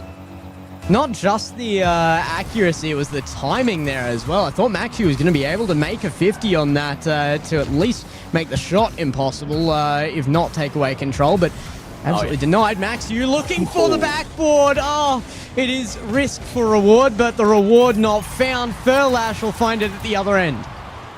Look at that, FlaDer. Great recovery there. I mean, a bit of a mishap coming in from Max as he overheated a bit with that play, but he's going to be making it back. He's got the ball control, and he's looking to do a bit of the same here with shot number 3. Tries to absorb the 50, does go into the corner. FlaDer just playing this one patiently, and patience is going to pay off. He does miss the boost, though. Max sent all the way back into his own net. Early challenge coming in from FlaDer. That demo was a risky and a high-risk, high-reward game being played from both of these players. But Max going to come out on top with it 2 minutes in. Max is up by 1. One goal. Again, it can be... You would think it's probably easier to play out your opponent when they are a regular teammate. That it might be easier to know what their mentality is like, what their players like, but it also creates that pressure. You know that you have to beat them. You know exactly how good they are, and it's easy to underestimate yourself. FlaDer, though, still down by 2. Maxu, you've seen him falter against FlaDer here, though. That is true. Again, FlaDer right now with the way he's playing, he's trying to understand Max's play style. He's trying to play around him. Reactivity is the name of the game here, and FlaDer now is reading him like a book. Look at that. Saw the challenge coming in. Maybe he was going for the demo. It didn't matter. Just flicked it over him, and FlaDer is once again back within 1. Another great 50 here. Maxu gets in behind it. FlaDer sends it upfield. Max can keep on this. No matter how much he extends that lead, it seems like FlaDer can always claw back at it, but a 1-goal deficits at all times at the absolute minimum here, and hasn't been able to completely close that up and get that back to even and give himself a chance at a lead. FlaDer needs that little bit more, but what an absolute challenge from ceiling there. Both of them came off so high. There we go. Ball back in the hand of FlaDer. Oh no, that's risky. That is risky. 0 boost to work with. FlaDer, I'm not sure what the plan was, but Max, he thought about playing. He thought about waiting, but gets the goal. Another goal in the books for Max, continuing to maintain at least a 1-goal lead here. Going into the last 2 minutes, what do you think, Gex? Will FlaDer be able to recover? I don't know. I feel like Maxu has really locked in for the Drake Mansion thing. I really think that's the difference maker for him. He knows what he wants. He knows his goals. But he will be playing out there, of course, if he can make the LAN against OCE's best now. Bananahead, I believe he's won the RLO Player of the Year a couple of times now. And FlaDer trying to take that chance from Maxu. It is a single elimination up here as well, so the loser of this goes home. We have to see a big fight for it. Look at that. FlaDer, early attack here. Taken away by Max, but he's got to evade the demo. Yes, he does. Does he hit the shot, though? No, he does not. FlaDer maintaining that 1-goal deficit, and he's going to be in control of the ball here. Max playing that shadow, as we've seen him play phenomenally so far. And FlaDer, this is his chance to make that turn. This is his chance to change the results of this game from game 1. Max playing absolutely astonishingly here. You know, he's controlling the ball. He's maintaining the pressure. And with that demo, it's going to be a complete reset. Another chance for Max for a hook shot, for a volley, for something that's going to be dangerous. But look at that. FlaDer, beautiful save with the back of the net. A possession back in the hand of FlaDer as he goes up the side wall. A flip reset number 1. Oh, the fakes it, goes for the 50. Does he get it? No, control. He does not. Oh, really thought he might get something out of that, but Maxu just makes the challenge solid regardless of really the decision of a fake or not there. Gets enough on it to make sure that it's not shootable the second time around, and it goes back to midfield. Still though, FlaDer with control. Off the backboard it comes. Chance again here for FlaDer to even. 23 seconds on the clock. Can he find it? Going for the ball! FlaDer finds the dribble bump! FlaDer! There he goes. 100 boost to his name. Does not matter. He needs 5 to get the bump off. Max, you saw it coming, but there is nothing you can do when there's an absolute precision on the ball. Going to the back of the net here. Max does take possession with 15 seconds remaining. Do we see OT? Oh my god, how do you do Max. it? Look at that. So close. 10 seconds. Max still hanging around. He doesn't want to give FlaDer too much space to work with, but FlaDer's got the ball on the back of his guard. Does he get it? Look No, at the he does bump. not. And OT, maybe the name of the game here. Game number 2, 5-5 is the scoreline. Golden goal for either of these. Kickoff goal not looking available here immediately. FlaDer fakes the challenge, gets the boost, creates himself a little bit of space to work with for the defense, and takes back control. FlaDer now, after such an incredible game, it's his first time being even here, and he's held it right into OT. Oh boy. Might be able Major to surgery for hold FlaDer. this He doesn't have a lot of boost to work with. Maxu, he's just absolutely annihilated this challenge. It's FlaDer on ground with 0 boost. Maxu's just chosen the moment well and played him out, really. It's that spacing ones is so tough to just identify exactly where you need to sit. It's so tough to know exactly when you need to challenge, and if you get that right, your teammate is just dead in the water. FlaDer taken out of contest there in the last moment of that overtime, but overtime was earned. It's looking very, very good for FlaDer to still be relevant here. However, it is only best of 5, so one more chance in this, really, if Maxu does well. Yeah, it's such a difficult position to be in that last goal, right? You go for the counter boost, you're giving Max, again, by the way, one of the best players in APAC, so much space to work with to maybe secure a hook shot, a bump, or anything. You go for the ball there, you've got to hope for the best 50, and unfortunately, that just did not work out in FlaDer's favor. Boost management got the better of him there, and with that, Maxu, as you mentioned, Gex, is going to secure game number 2 in this best of 5, an opportunity to make a sweep happen, and he is at game point. I mean, this is a tough run for anybody. If you want to make that LAN, mentally you are going through a lot of pressure right now. Maxu certainly has dedicated himself to winning this LAN. He's got a Nye waiting down that lower bracket who's hoping to meet him in the grand final, but it is looking like Maxu will be that player in the grand final there, waiting. FlaDer is going to have to turn this around quick and do what LCT just barely couldn't in our last series. Yep. Yeah, and I'll just say it's the day of the upsets. You never know what could happen. FlaDer could make it back. You know, LCT did say FlaDer wins this, but we will see what Max can do here in game number 3 as he does get that first 50. FlaDer maintaining control as he's defining the momentum in this game here. FlaDer wants to stick around, wants to play close up and personal. That Max for shot. Oh, beautiful 50 from FlaDer. He can work this, not yet. 30 seconds in at no goals. FlaDer waiting for Maxu. Big flick. Let's come forward. Good defense on display from FlaDer, though. I feel like if you're talking about prodigies, then really does have to be Japan looked at. A lot of creators coming out, bringing attention to the game right now. And Maxu and FlaDer playing for a largely Japanese team for RLCS and against each other here. Definitely repping that region quite well. And FlaDer, the recipient of another goal against him.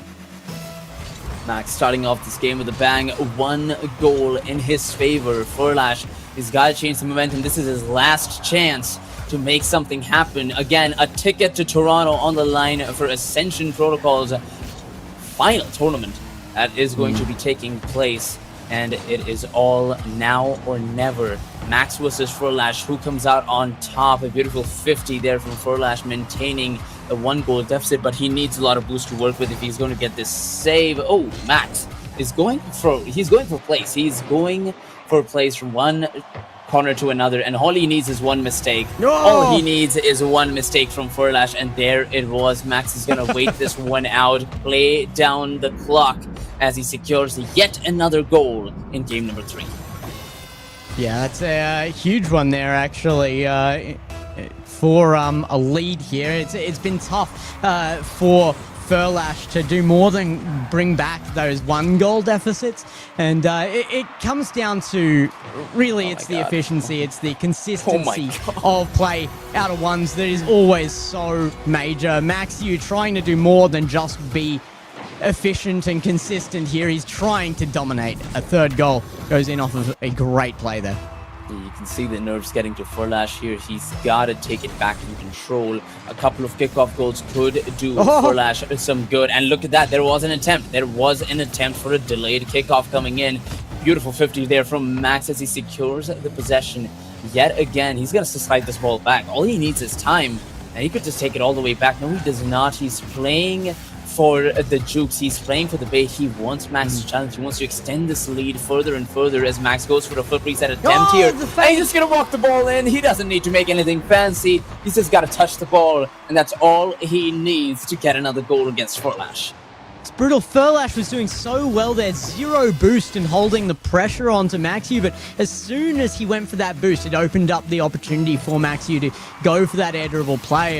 The fake at the last second after FlaDer, he's been chasing the ball around that long. It's been just that little far from a challenge. He's getting more and more nervous the longer he can't challenge that ball. The fake was always going to work out. You just get a person in that condition and they're always going to go for the play. You can outplay him by just not taking it. And another one here, this time played out by Maxu massively. That shot, like you said, brilliantly placed. Brilliantly placed this again. And Maxu is in his comfort spot. He's in FlaDer's corner where he's probably just set up camp. He's been in there for the majority of the game, and he has been doing absolutely well. Look at that. FlaDer is just trying to play around him, and I don't think reactive playstyle works anymore with only 2 minutes and 30 seconds remaining because Max is not leaving any space for error, and he's not giving enough space to FlaDer to make something happen. What is the best play? What do you do if you're FlaDer? Well, Maxu knows what he's doing, and it is denial of service right now. He's just trying to take the ball away cut down that clock, and he's doing so well. Another 30 seconds just about cut away from this. That half-game mark gone now as FlaDer really needs to get goals away for any chance here. We saw a 6-goal comeback in our last series in game number 5, but that was the person who started the scenario that needed to be reverse swept. I mean, it was the 2-game up player that ended up just clutching up in that last game, and it seems like maybe not the case for FlaDer. He doesn't have the confidence under him of those first 2 games. This could be good though. Max has no boost to work with. The demo could come in, but look at that. Max is an absolute monster, unfazed by the bump attempt. But does the goal come in? Yes, it does. FlaDer top down into the net with 1 minute and 28 seconds left on the clock. The goal has finally opened up. Opportunities are going to come in for FlaDer. The kickoffs need to happen in his favor. They do indeed. I mean, it seems very unlikely at this point with the way that Maxu's been able to display his ability to just cut down the clock. That we will see that. That's another big bump. Oh, what a save. Just no pace on the ball for that, though. Attempted a flick coming in from FlaDer here. Does maintain possession of the ball, but time is of the essence with 60 seconds remaining, and yet again a 5-goal lead beat does just seem impossible. FlaDer has left the game. Pretty sure he'll be back, I hope, but Maxu playing out of his mind, 6-1 being the scoreline. Gex, what are your thoughts? I mean, it looks like the Drake strat is working. Yeah, I think the Drake strat has definitely worked. He's got the beats pumping, and he's got the mansion envisioned in his mind. Maxu has absolutely made the best of this series. You can see that the practice has really paid off here. I think that is going to be a forfeit from FlaDer as Maxu just outclasses the competition here, but he's still got more to look forward to. I mean, Hadirius coming through from the bottom of the bracket there with a shock win. It would be an even bigger one for him to take out Nye here, but that will be our next series as we close this one out. Max is going to put one more in just to get that Brazil. I think that was what FlaDer was trying to avoid there, left before the official 7-1 came out, and got that forfeit in quick. But yeah, a huge and just consistent series from Max here. So if he does meet up with Nye as predicted in the grand final, this is going to be one for the ages.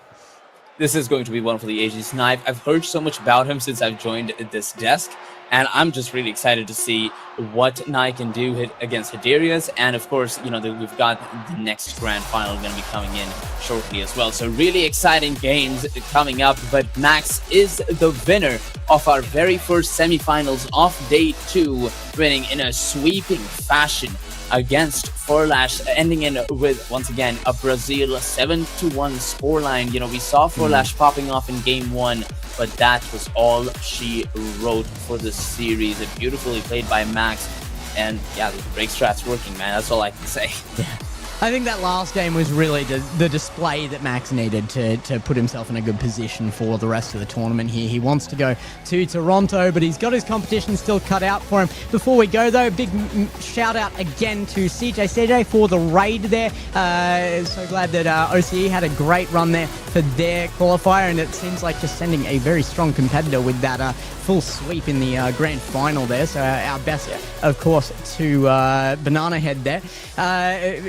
As well, though, we shouted out yesterday the 1&E merch. However, now if you want to support the Ascension Protocol, I believe the link is in the chat there. JamesBot has his own merch out on the store, so check that out. The bracket is in the chat as well if you want to check out what is to come. But we will see you shortly with that. FlaDer, thank you for coming on. It has been a pleasure to welcome in a local to APAC finally into one of our bigger events.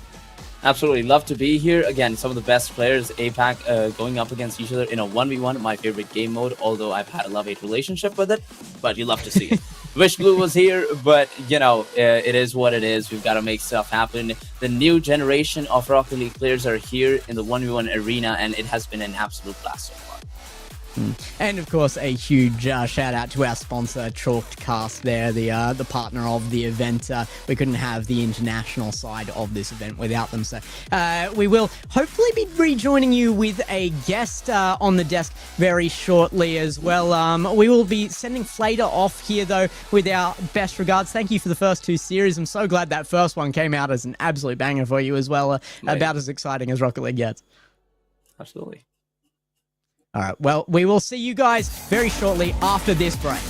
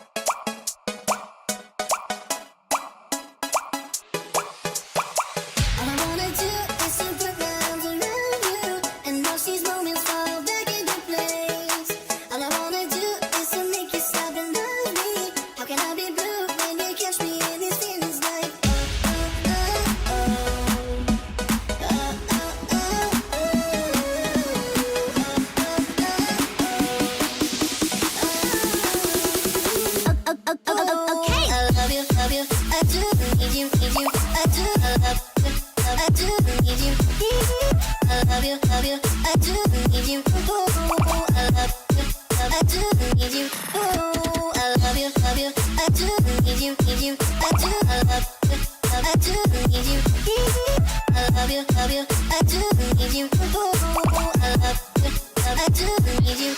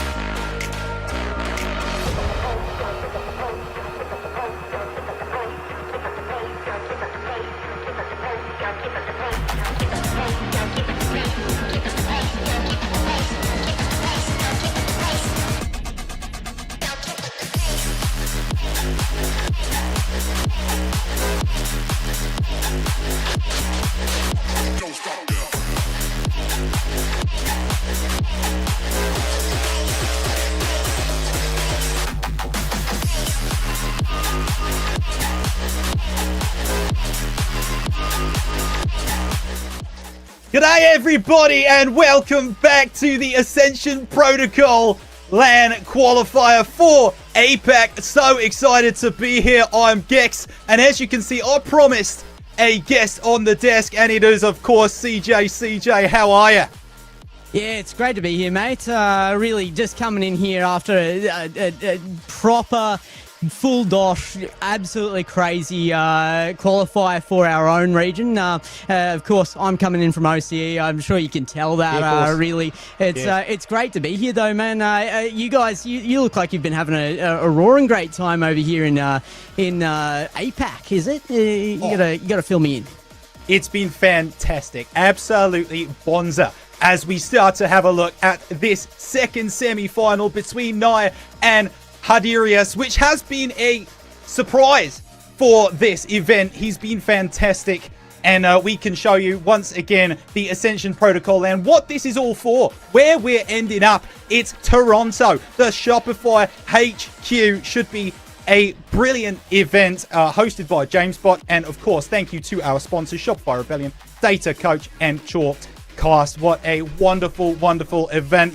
Looking at so many different regions across the world, it's brilliant that we get an opportunity to showcase some APAC work. It should be awesome. So, CJ, talk to me a little bit about Banana Head, because obviously he's going to be the OCE representative. He had an absolutely blinder of a grand final.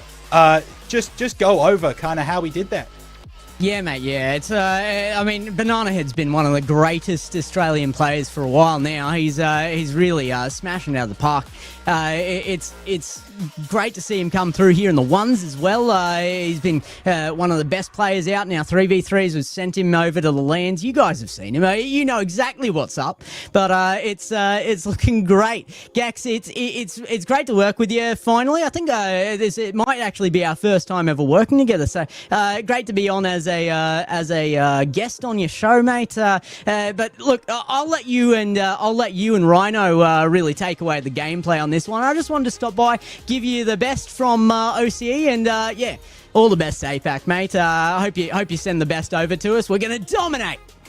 Yeah, no worries. Thank you so much, CJ, for joining us. And that means we'll be getting into this game. We'll bring Rhino back onto the desk very, very shortly alongside myself, Gex, and we will be getting this game underway. It's Nye versus Hadirius, and I'm very, very excited to show you. We should have the players in the lobby. We should be able to get on going and start this event. But I mean, we just want to see how long you can have the blood rush to your head, CJ. For apparently, we're not getting this one going. I've been doing it most of my life. I'll tell you that much. It's been great to come up there to your part of the land occasionally there for those lands, but most of the time I'm just sitting down here hanging like a bat, mate, like a fruit bat.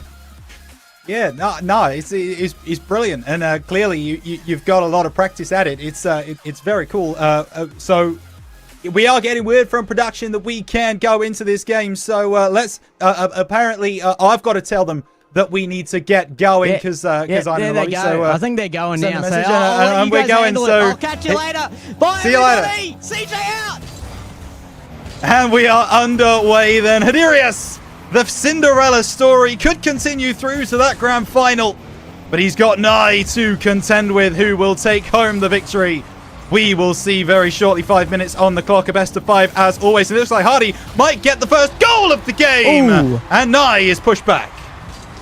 Yeah, great to have you back, Rhino. Thanks so much. That CJ guy, what a wild card. No pun intended, really there.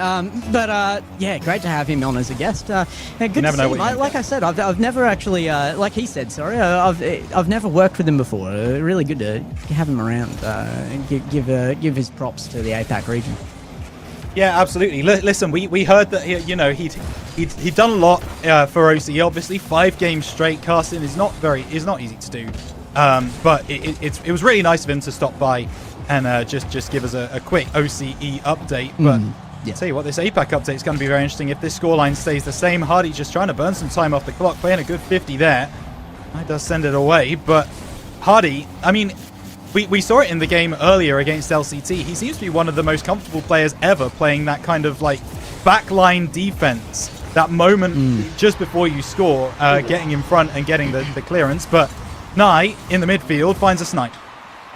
Now, Nye was my probably predicted #1 for this event, but honestly, Maxiu's coming in here with so much power. He's waiting in the grand finals for him that I think Nye really does have to put on display here. He's going to have to be dominant, especially against Hadirius, who wasn't one of the invites, has made his surprise appearance here, but I'm loving seeing that the Ones does have that different kind of connection to different players within the region, and Hadirius really identifies with that Ones mentality.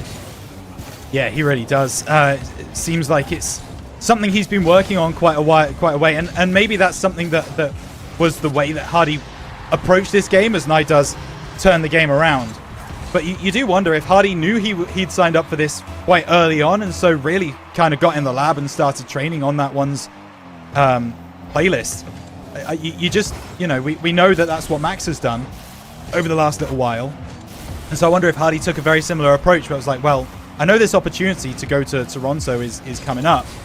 I'm going to really try and grind and improve myself and get as good as I can at Ones, and he's done a pretty good job of it. I respect it. Oh, Hadirius trying to really impress here. There's the reset goal. I think Nye might be a little bit nervous about this one. I think Nye really knows this might be his best opportunity to go to an international LAN right now. He is going to be under a lot of pressure right now. Yeah, but at the same time, I mean, this is Hardy putting himself in the shop window, right? Like, he's doing fantastic work here, and a lot of teams you would think are going to be watching the Ascension Protocol, maybe even qualifiers. And if he performs well, I mean, if he's able to not even beat Nye, if he's able to, no! goodness gracious, that's so close. Put it If he's in, able to buddy. make it a good game, which he is at the moment, then teams are going to be banging on his door surely for 2026 Yeah. season. I think I said that yesterday, actually, when he came up looking so good there. You've got to be considering Hadirius, and there's the demo as well. What a save from Nye the first time around. He's not going to get there the second, though. And oh my goodness, what a play here. Hadirius is really, like, he has come in with the right mental state. He is warmed up from his earlier series, and he's just taking it to the field in his own style. He really is, and his own style is working out. So he went 1-0 up, Nye then went 2-1 up, and now Hardy has gone 3-2 up. Will we see Nye go 4-3 up? Well, he's going to equalize at least. He's going to start on that journey pretty quickly. Half the game played, 6 goals scored. It's just so back and forth. I wonder if it's literally just Nye not expecting the ability of Hardy. Maybe he didn't watch that game earlier, whatever it happens to be. Do you think there is a little bit of people underestimating Hadirius? I mean, I would. Coming into this, I mean, I did. I didn't make him an invite. Clearly, I should have. Yeah.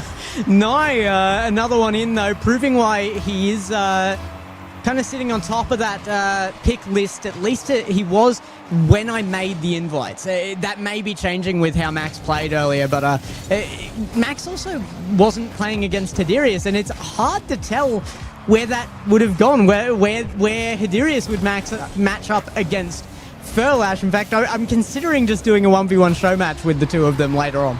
Yeah. I wouldn't blame you. That would be a lot of fun. And, I mean, this game is following the script, right? 1-0 Hardy, 2-1 Nye, 3-2 Hardy, 4-3 Nye, now 4-4. Hardy surely scores the next one to make it 5-4 Hardy. It's just, where does this roller coaster end? Where does the merry-go-round stop? No. Nye's got boost. He's got the field. He's got the ball. No, Hadirius turns fast enough. There it is. It's back the other way. What is happening? Nye looked like he just lost his mental halfway through chasing that upfield and didn't know what to do. You cannot break the script. The script is written. It will be followed. Hardy, 5-4 up with 1:45 left on the clock. But we now can already tell you that Nye is going to score the next goal. And here it comes, off the corner, at the angle. Oh, he gets demoed! Hardy's got a chance to break the script. Could be now. Nye has to challenge, doesn't, but he still makes the save. Well played. Another run downfield again, looking for the backboard of his own half. Hadirius with control. Going to take it to the air, looking for a pinch down. Nye reads it well, has boost. Can he play it out? No, Hadirius still faster. Yeah, for the moment, as this one comes off the backboard, it will be collected by Nye, and it's these aerial attacks that Hardy has had a tough time with so far today, and he will continue to have hard times with them in this one. 5-5, 1:08, and hey, I told you the script earlier, all right? Nye was going to score the next goal. That was locked in. He's got another one to go before it goes back to Hardy, but with 1:08 to go, it really is anyone's game day. High scoring as ones should be, though. Really starting as we get to the narrow end of things here to look like a 1v1 series out of any other region in those score lines. The way the game is playing out, the closeness to the ball, literal spacing on field is looking far more common towards what we should see. Nye, is that I assume that's an intentional fake. That's an unbelievable shot. We are absolutely going to give him the benefit of the doubt for this one, because he comes around. He definitely could hit it if he was aiming to hit it. That is 100% a fake. And making Hardy miss, breaking a few more axles. 6-5 tonight, 45 seconds left. Hardy next up to bat. And it looks like he will follow the script. He hits the base of the post. Close to the equalizer. But it just doesn't come through right there. And now he's got to half flip. He's made a mess of it. It's a freebie for Nye. The script is out the window. It's all gone wrong. Nye takes a 2-goal lead for the first time this game. Giving the possession up to Nye there at all, you could see that Hadirius' mental was suffering here. But 30 seconds roughly on that clock now. And we know that Hadirius can make comebacks. I mean, that 6-goal comeback in the last series we watched with him was definitely proof of that. He's going to need 2 here. Yeah, and as the person in chat said, I did squeak after that one like a mouse because when things like that happen, you just can't control what your body does, what your voice does, and that's exactly what happened there. As it was the comeback of dreams. This one will not be. 2 goals in 0 seconds. Basic math's not going to happen. Nai takes game number 1. And is the fairy tale ending for Hiderius going to fall at this semi-final hurdle? I'd love to have seen him versus Max. As you say, I still think we need that show match, but for this moment in time, Nai takes game number 1. And on the balance of play, he did look the more confident. Yeah, I think Nai really, it just took him a second to warm up here. This is his first streamed game today. It's his first series out today, actually, after a forfeit in the first round. So Hiderius is coming in with the tires a little bit warmer. I think, unfortunately for Hiderius, that this might be a sign of things to come. Nai definitely locking in towards the end there, and like you said, he just looked a little bit more comfortable. Yeah. Definitely start to feel that. And I mean, that half flip from Hardy, I mean, if he does get that off cleanly, who knows where this game could have ended, right? Because it really did feel like that 7th goal from Nai was kind of like the dagger, that it felt like that game ender in a way. But if Hardy gets that half flip off cleanly, he doesn't hit the bonnet of his car, and he's able to get back to the ball, he has a chance to score. So fine margins, a couple of pixels the difference in game number 1. You'd imagine game number 2 will be the same, but with Nai warming up and how well we know he is capable of in this 1v1 playlist, things do start to look a little bit, not bad, but a little bit worse for Hiderius. Well, he hasn't lost the kickoff outright here. Possession eventually going to Nai. Now, getting that in hand. Big flick, not the power on it he was wanting. Hiderius gets a moderately easy save there for the kind of competition he's been saving against today. Oh, and it's right in front of net. Hiderius is going to open game number 2 as well. Yeah, the second time Hardy's gone 1-0 up against Nai, and Nai tried to get the clearance. Hardy just there, just right in his way, making it difficult to find that clearance. I mean, again, we talked about it just a moment ago. 1v1s is a matter of pixels. It's a matter of fractions. And if Nai gets that over the top of Hardy, it's a goal for Nai. There's no arguing that. But in the end, Hardy has battled back in this game number 2, and he is 2-0 up. Yeah, 2-goal lead, looking very good here. I mean, that was the comfortable, we will put in quotation marks there, lead for Nai to win by in last game. So really has to get on top of this now. Nai could get a little nervous himself if he's still being pushed down like this. Yeah, definitely could. And Hardy going to look for another one, trying to go for the fake in the low 50. Hardy, well, he's come to play in game number 2. Maybe it was him who was a little bit cold, who wasn't warmed up in game number 1. Nai, he's very much on the back foot. 3 goals to the good goes Hardy. Well, they kick off here, and they haven't been the crucial game-breaking thing that they have been in some of the other series we've watched today and yesterday. Certainly has come down to longer play in game number 2 at the very least here. We got our goals out, certainly, in game number 1, and we might again here as well. The first one away to Nai is an absolute blast of a goal here. This is an absolute laser, yeah, absolutely. He catches it so perfect. He drives it into the back of the net. And that's going to be Nai's first goal in game number 2 after just over a minute has been played. And you would expect it will not be his last in this game. Hardy working out of the corner. Nai should go up for that and save it away. Well, we talked about Nai being comfortable. That certainly was not comfortable, but it worked nonetheless. And Hardy's gone for boost. And he knew Nai wasn't going to get there before him. So very intelligent play. And now he's got a lot of boost to work with for this attack. Oh, it's off the base of the post. Hardy's so close to re-extending to a 3-goal lead. Hiderius with a lot of control in the air. Does he have more? Nai with a challenge. I believe we saw Hiderius with an attempted triple reset that did go into the net yesterday. We know that if he comes off that ceiling with good potentials there, that anything is a threat, but Nye battles the ball back away, gets the possession, just runs it into the net. Yeah, and Nye starting to settle into game number 2, starting to bring it back in his favor. Of course, 3rd place at the last APAC 1v1 Open. And he will look to go one better than that here as a minimum. Goes for the shot. Oh, the squishy save! Won't come through from Hardy. Maybe he thought that shot was going to come through a bit more powerful from Nye, but he waits on it. He takes a moment, and he forces his way over. 3-3. Anyone who's been in that situation, you get the read right out of the squishy mechanic. You get the touch on the ball, you feel so robbed that it doesn't actually go out of the net. So you got to feel bad there for Hadirius. Yeah, absolutely. And now Nye flying across. Might look for the demo here. Doesn't hit it. Hardy has the ball. Nye's going to have to try and recover. We'll get back. Hardy takes a bit of a snapshot. We'll take the boost instead. Nye, not a lot to work with.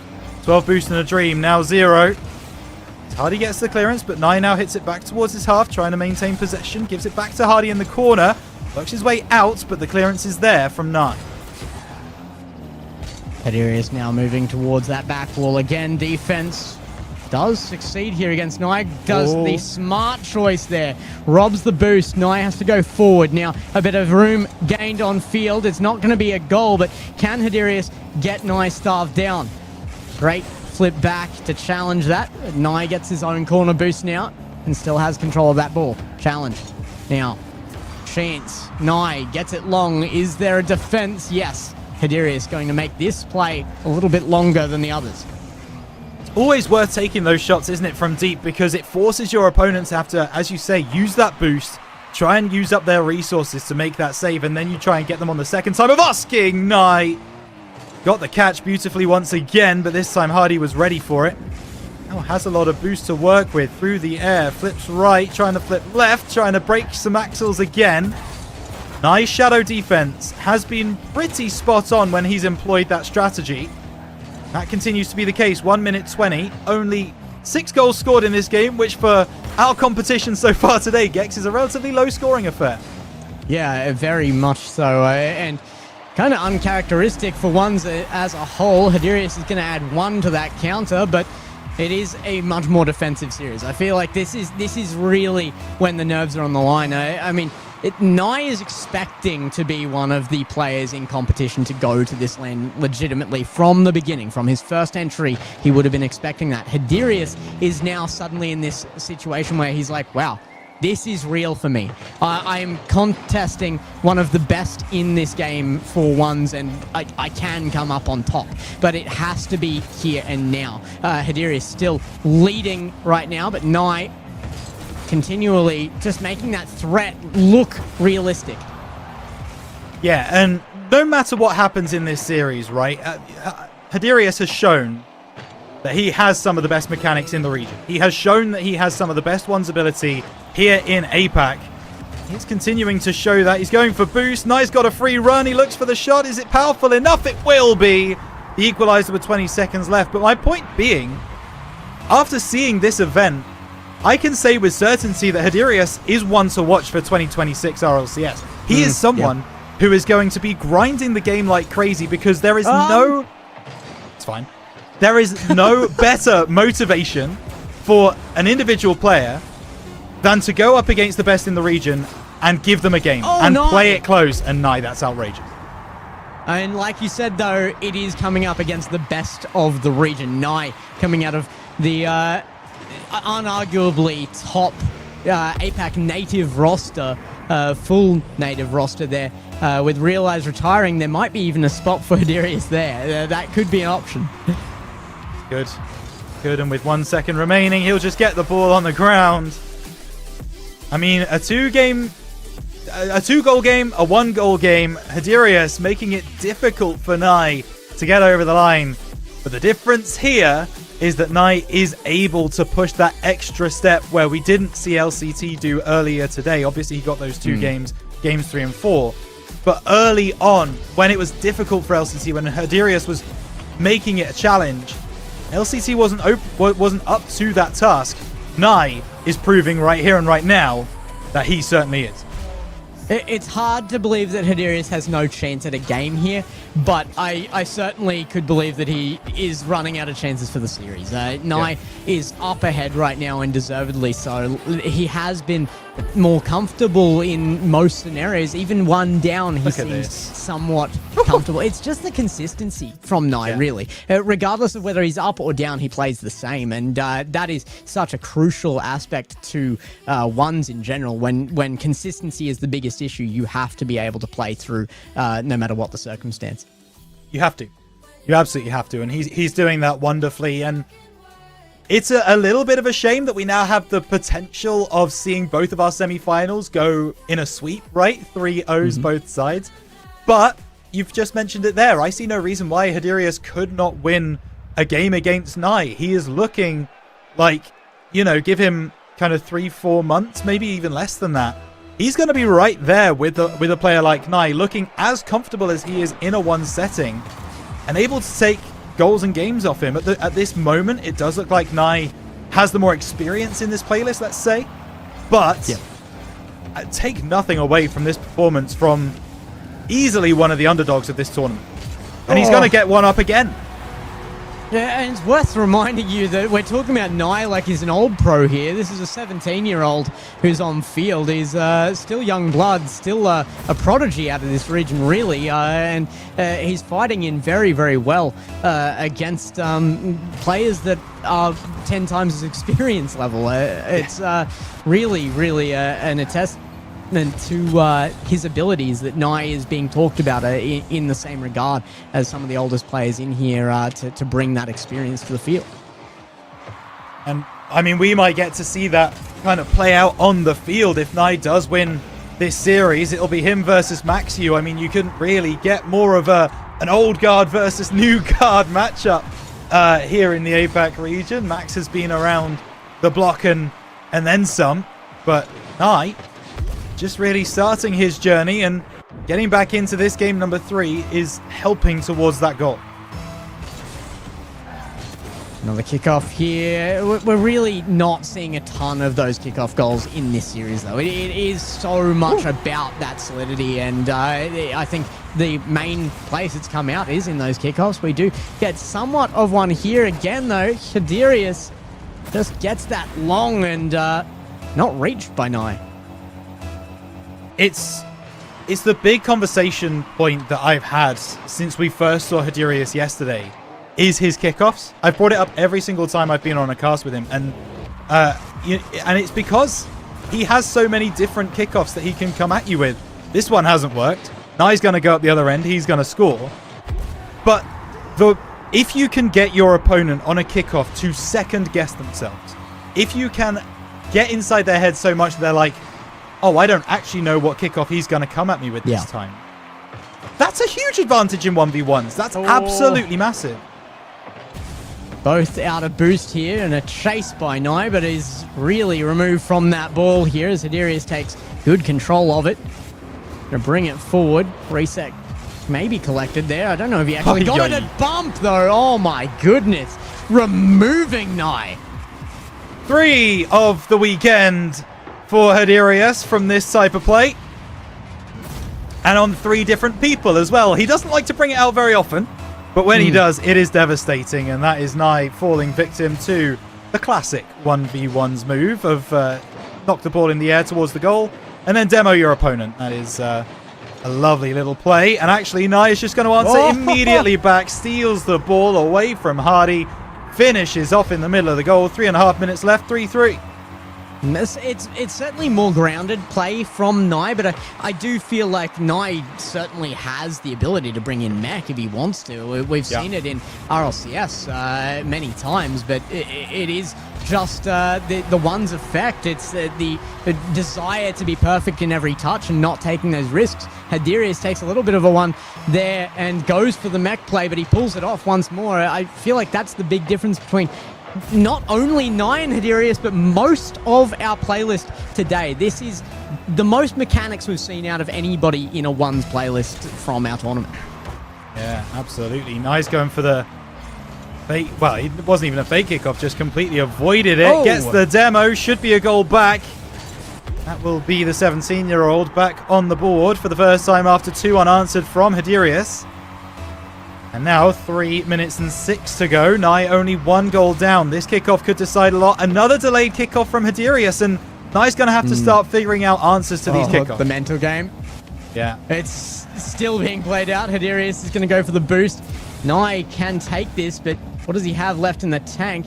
Really feathering that there. Used 2 boosts to just get a little closer to the ball, and it's worked out. Nye, that is an absolutely unbelievable level of pacing taken to win this play. That flick, perfect. And that's the fact of the matter, isn't it? Like, to get a goal here, it feels like you do have to be perfect. Feels like you have to get everything in that play that you're trying to score with 100% correct. Otherwise, your opponent's going to be equal to it. Such is the level of the top 4 in the Ascension Protocol LAN qualifier for APAC.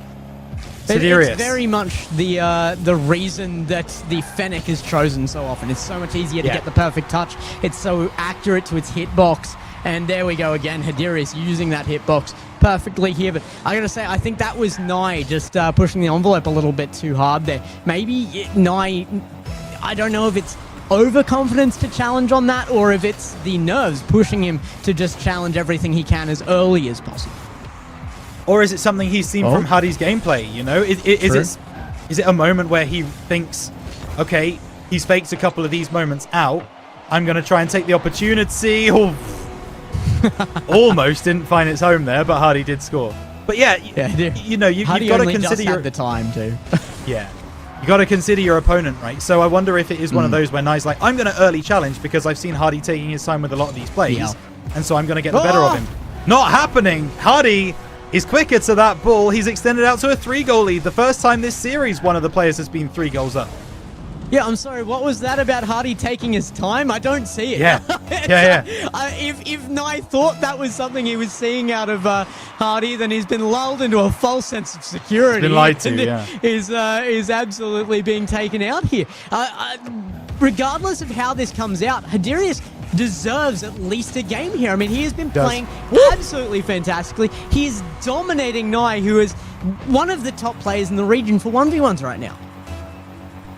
Yeah, and I mean, still 2 minutes and only 4 goals the difference, which again, looking at any other playlist would be a mountain to climb. But in ones, it is, I mean, it's still a hill, you know, there's still a bit of work to do. But it's not quite... incline. Yes, absolutely, yeah. It feels a little bit easier, and that's the reason... Nye? Thank you. That's the reason. Yeah, there you go. Yeah, absolutely. You know, you can score on the drop of a hat. Yeah, I appreciate it, Nye. Thank you so much. I was actually just going to stay silent until he did score, and that could have been really awkward for the rest of the game. Yeah. Or series, he doesn't ever score. Or series, you just sat there in silence. That would be devastating for you. I'm so sorry. It's a solo cast for the rest of this one. But no, Nye did get that one through. He's going to get another one through. He cuts that gap from 4 to 2, and how quickly a 1v1 game changer. And still relevant as we go forward. Not a lot between this 7-9 with the time left. It's certainly winnable still for Nye here. We've seen better comebacks fail though, and Nye has to make good on it. He's being shepherded out away from his own shot there. Really great plays from Hadirius there. He just understands ones. He does, he gets it. His positioning is perfect. Oh, but the clearance not going to work, and Nye at the angle gets himself back within 1, and he can taste the final. He is 1 goal down, but he scored 3 unanswered now, and he has all of the momentum. 45 seconds for a goal in ones, Gex, is almost too much time. It is. I mean, this is definitely within Nye's territory, and frankly, judging by last game, it's within what has already been achieved.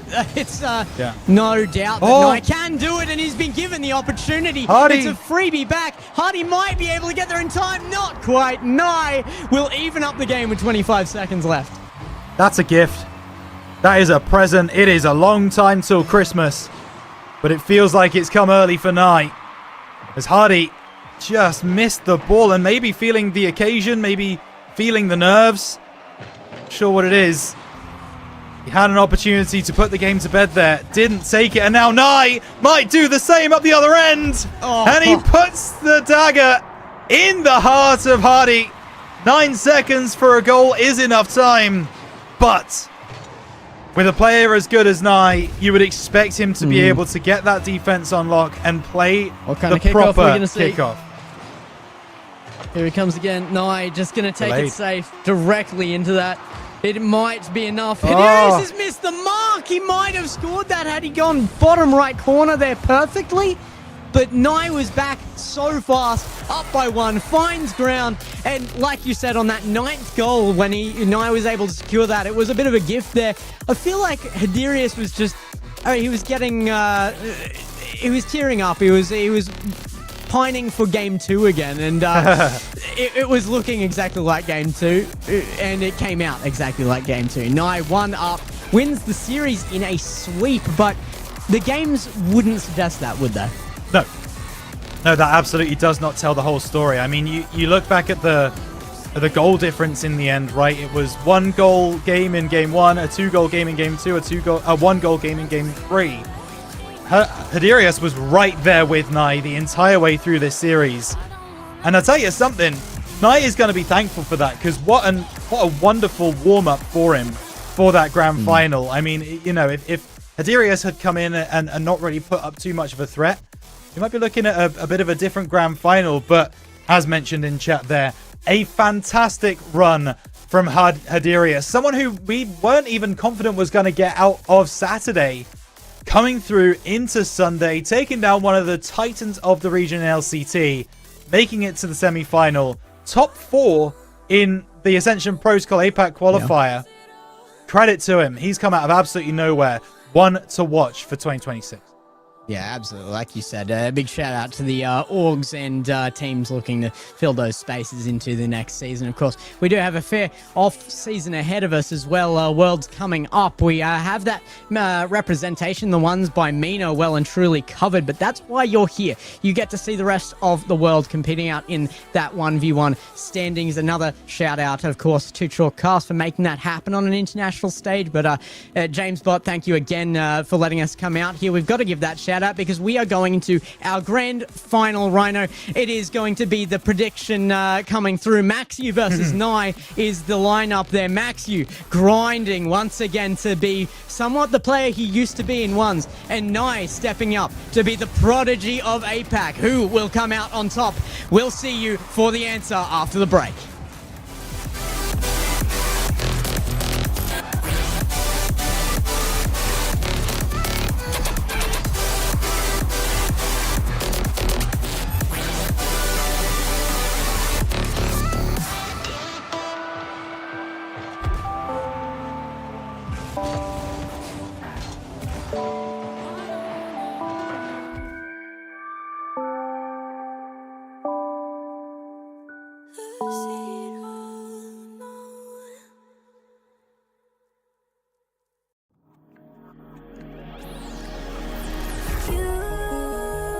You wanna know my feelings every time I look in your eyes. Baby, I can feel your energy, it's making me realize everything we've been through makes us strong enough. You and I. Everything we've been through makes us strong enough. You and I.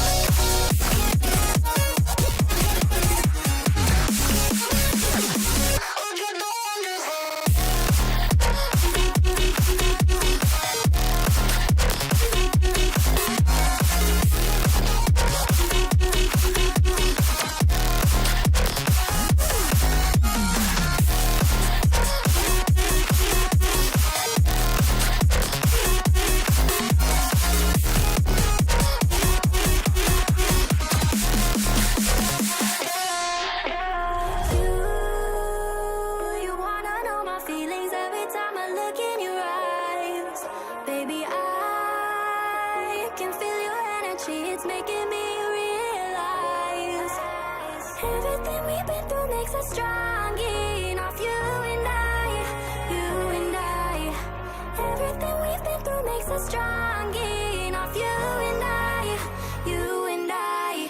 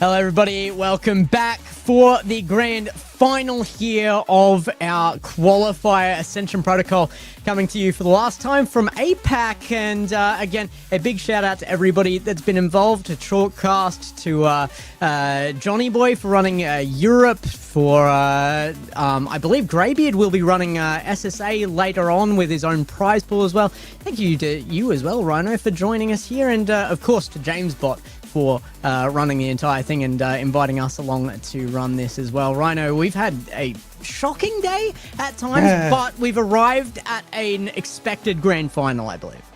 Yeah, we've had some great 1v1s being played, but as you say, all roads today felt like they were leading to this place here. It's a Maxu versus Nye grand final as expected. I would just like to mention the SSA event will be taking place next weekend, so you can catch that on the Greybeard GG Twitch channel. Just to give a shout out. I will not be there, sadly. Oh. I apologize, it's not confirmed. But the individual event will be happening at some point later down the line. I saw it was next week. But apparently that's old information. But yeah, you will be heading over to the Greybeard GG channel at some point. I'm also hearing words that this won't be the last we see of international stuff from JamesBot, from possibly even Ascension Protocol itself, but it has been a learning experience for us. Certainly next time if it happens, we will be trying to open this up to as many countries within APAC as possible. My apologies to those who couldn't sign up, and my respect to Blue, who got through somehow, signed up and forfeited his matches today, and he sent me a message and just said he didn't want to take a series away from somebody who had a shot at qualifying there for Furlash, so did give his spot up to Furlash there. But Blue, an incredible player, certainly could have come very far in the 1v1s. He's definitely mained that for a little while as well at times, so I had high expectations of Blue, but yeah, wouldn't be somebody we could send over to the LAN, so not actually eligible here. We have some exceptional 1v1 players in APAC. A lot of the players you've seen so far over the course of this weekend. Some of the players you haven't. Obviously, we've got Sphinx as well, who we have to remember wasn't eligible to play in this event, who probably would have been the APAC representative, all being equal, but unfortunately was not able to. So there's an opportunity here for Maxu or Nye in this grand final. Let's remind ourselves just quickly of exactly what they are playing for. It's an opportunity to go to Toronto, to the Shopify headquarters, to play against the likes of OCE, EU, and NA, to be proven to be the best 1v1 player in the world in 2 weeks' time. I mean, Gex, it's a brilliant opportunity. One of these two players is going to take it, and whoever takes it is going to be they're going to represent APAC very, very well at this event. Yeah, I think we are sending, obviously maybe not the exact best, because there are players that we have to count out here. That decision has not been made for us, but at least the best of what we've got available to us here as well. I'm sure we'll get more opportunities to sort out who is the actual best from the entire region at some point, but we are going to be sending over a very, very, very valid contest there, and yeah, a huge shout out to everybody that made that happen. Of course, Data Coach there in as one of the sponsors, Shopify Rebellion for providing us with that HQ there in Toronto, and Chalkcast for making it possible to make this an international event in the first place. But July 18th to 20th, so not a lot of times for us to send players over or for the rest of this qualifier. Let's get it underway. You've got EU and NA left to go still, so we have to get ours decided so that we can see who they're sending over to meet us. Of course, we did get the report that OCE has already finished theirs as well, and it's going to be Banana Head coming out. That's going to be a tough beat for anybody.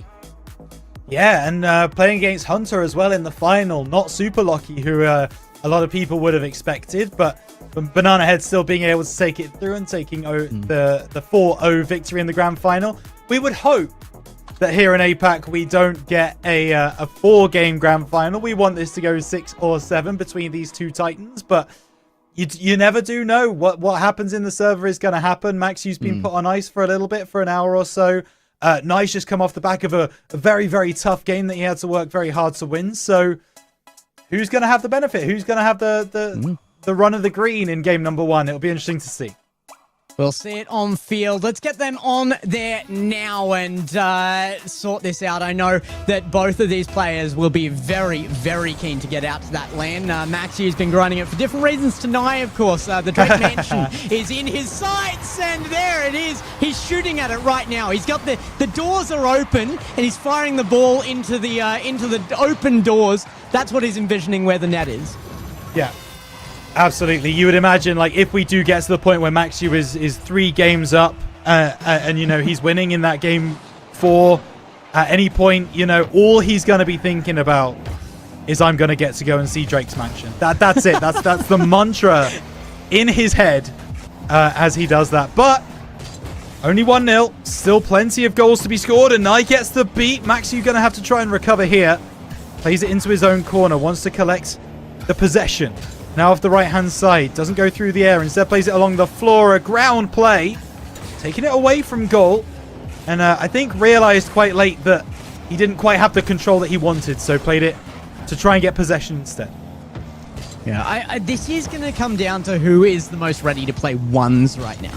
And Maxu has been putting that practice in for weeks. Nye we know as a consistent ones player as well, but has the grind been on? There's a difference between playing and grinding, I feel like that's what we need to see from Nye, the proof that he is absolutely an expert in ones right now if he's going to take Maxu on. Yeah, you're right, and there is a little bit of that as well. Like, if you are a consistent ones player, maybe there's a feeling that you don't need to grind as much because you've already got that pre-existing experience, whereas Max felt the need in this last couple of weeks before this event to go and practice and make sure that he was grinding, and that's exactly what is coming across here in this game. Nye takes it up the side. He has more boost. He has the kind of the jump on Maxu. Doesn't make a difference. Maxu still finds the finish with a lot of power, and it's 2-0. And it's just because this gameplay, I mean, the kind of stance the two players are taking, it's such a terse gameplay. There's so much nerves on the line. You can see the tension in the air, and Maxu might have a chance for a third here. Nye has no boost, but Maxu doesn't have enough to make a play that can actually reach that top right corner either. Nye now looking for a chance, gets a demo on Maxu. The right choice made. Maxu might be back in time with the respawn. What a save. Another shot high. Maxu drained of boost off the respawn, and Nye does take a goal here. This is going to turn into quite the series. See, that's just unfair to me. Maxu makes one of the most incredible saves. At that point, Nye, you've just got to give him the ball, right? Give him possession. Concede the fact that he's just made a brilliant save. No, he keeps the pressure on. Gets the goal, and with 3 minutes left, it's only a 1-goal game. Maxu going to try and flick it beyond Nye. Nye shadowing well. Collected by Max, but he doesn't follow through. He does now, and it's very much a game of cat and mouse on that sidewall. In the end, Maxu fakes it out, wants the low 50. Nye pushes away. Max turns around, and Nye clears it away on the goal line. Maxu looking terrifying right now. I mean, Nye may get away from that, but every time Maxu shows that display of control in front of his opponent's net, Nye is going to get more and more scared of that being the scenario where he gets that next leg up. Maxu increasing his lead. You know, Nye is potentially going to make mistakes off that. Maybe one made here, but Maxu can't get there in time to make it a shot. Nye is going to leave that to the corner, take his time here, trying not to waste as much boost as possible or boom that out of his own control. Yeah, and it's interesting as well, isn't it? A lot of the games we played so far today have been very high-scoring affairs. You've been kind of looking at 6, 7, 8 goals before the half-time in the game. This one, a chess match. A stalemate almost. There's 1 minute 50 still to go. Only 3 goals scored. Now he's going to try and make it forward with the bump play! Beautiful work. It's 2-2. And he had to hunt for this too. Maxi didn't make it easy to find this bump, but Nye just barely getting through underneath the ball in time. Does save the save and lets it through. I gotta say, when I was reaching out to make the invites for this, Maxu and Nye were the first two to respond. They were so quick on the trigger. They wanted in on this. Both of these players very, very keen to show what they've got in ones and make it to this LAN. So there's a lot on the line for both of them here. And Nye, he's showing that he might just want it that little bit more. Maybe Rocket League as a motivator is just that little bit stronger than Drake. Let's calm down a bit. Let's chill out. Sorry, my bad. There's no way Huge assumption from me. Yeah, that is a huge assumption. But with 1 minute 30, I mean, Nye's turned this around completely, right? It was 2-0 to Max. And now Nye might be 4-2 up, and that is shot placement out of absolutely nowhere. No, I disagree, because if I hit that there, it comes off. It goes out, and it's in my net somehow. I disagree. No, brilliant shot from Nye. And yeah, like you said, just perfect placement there. Made it impossible to save for Max. You just couldn't. He would have to have been coming out of the net already, and he was barely getting a nose in. Yeah, absolutely. But 2 goals to find for Max. Found 2 quite early in this game. He used to find 2 quite late in this game as well. Nye clearing away. Max playing shadow defense. Now over onto this right-hand side. Nye taking his time, looking to square Max up, but quite work out that way. Nye using a bit of boost here now. So Max, he has the feeling. He tries to turn. A 50 goes exactly that way. It pinches across to the far side. 45 seconds. Max, you still 2 goals down. Oh, no challenge there from Nye. I think he faked the challenge and it was the wrong choice. Made Max flick, and he flicked with the power of Zeus. I mean, there might be a few more gods involved in that one as well. That was very, very powerful indeed. 1 goal to find then. 40 seconds to find it. And I mentioned earlier, this game feels like it's been a bit of a chess match. It feels like it's been 2 very mentally capable players. That demo is absolutely huge. Nye down the left. He's going to take some time off the clock. Max goes for a very aggressive challenge. Could have gone very wrong for him. He still makes the 50. And now he's got to be careful. Turns to the left-hand side. 20 seconds remain. Max Yu, you can't challenge that. He knows it. He backs away. Nye into the middle. Backboard wants a double. Doesn't find it. Max has to turn. 10 seconds to go. Can he get down the other end of the field? Nye fakes him out. Max tries to pick this up, but he's just not going to be able to. The ball will surely drop. He keeps it alive. Might not matter. Nye keeps it up. What are you doing? Max has 1 final chance. Catches the ball on his bonnet. Drives long. Flicks it. Scores! Nye, what have you done? OT in game 1. Nye has given the opportunity, and Max says, thanks, I'll take that. I'll take that the whole length, and I'm going to flick you with it, and I'm going to score it, and we are going to overtime, and I'm going to win the game.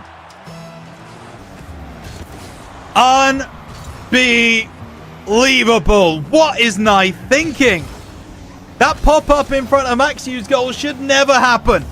Greedy. It was just greedy.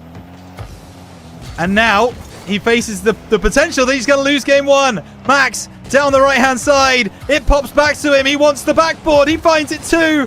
Nice jumping for joy. He can see the nerves, but he might have won it here. Max follows it through. It's not on target, so he will take his time, and things reset. 5 boosts though. He's drained it now. Nye gets a good challenge. It's an opening. No way. And Max Yu with 12 gets the save. He's going to get the savior medal for that one again, as it comes through from Max to try and get back control. I mean, Nye had to just get a little bit more of a shot there. He needed to be a bit more powerful with it. Surely that's going to be it. Max has already got 1 coming back from the dead. He won't get 2. And Nye's blushes are spared. And I promise you, there would have been blushes if he did not win this game number 1. Goes to OT, but Nye has enough to see it out at the end of game 1. When you give up that chance to just secure it so easily in regulation, though, it doesn't feel quite as earned when you get it in the overtime, does it?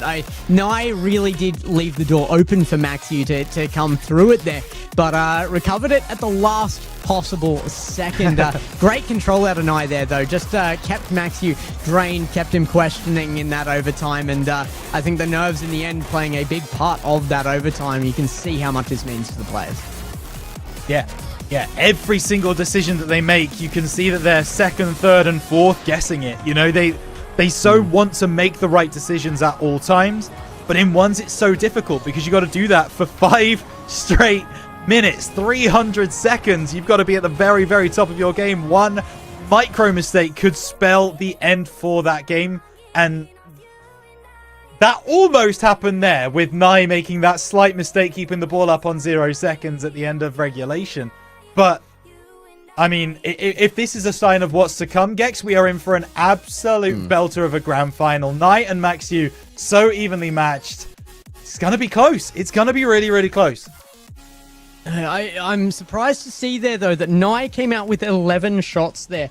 Far more than Max-U, and that's coming from Max-U after we saw in that semi-final match, him come up with, I can't remember, it was either a 5 or a 7 goal game where he had 10 more shots than he had goals. Max-U is massive on offense, but it does show how seriously he's taking this. He's just not taking quite as many opportunities to make sure they count right now. Yeah, and this might get a little bit kind of meta, but I wonder if that's a little bit the position that he's had to play in his RLCS teams recently. That's going to be an early goal from Nye. But Max-U has been forced into more of a third-man positioning for this RLCS season. And I wonder if that's kind of taken away his aggressive... Well, 3 or 4, yeah. And I wonder if that's taken away his kind of aggressive offensive edge that he used to have. That kind of... that ability to just score and score and score without a concern. He's now playing a more defensive-minded game, and is that causing him problems when he goes forwards? I don't know, but it looks like it might be coming home to roost here. It's certainly been something on my mind to see whether Max-U can bring back the kind of the old Max, the mech-heavy, dominant Max-U, looking much the way that LCT still tries to in his teams as well. But it is a different game here, isn't it, Ones? The effect that could have, very different. Like we were saying, the solidity has to come through. Defensive nature may actually bring through the right aspects for the Ones game that Max-U needs here, but he's down by 2 here. Defense isn't going to help. He's going to need offense. He is, and we're starting to see those kickoff strategies coming through from both players there. Nye gonna fake it out, takes the possession, but Max picks it off.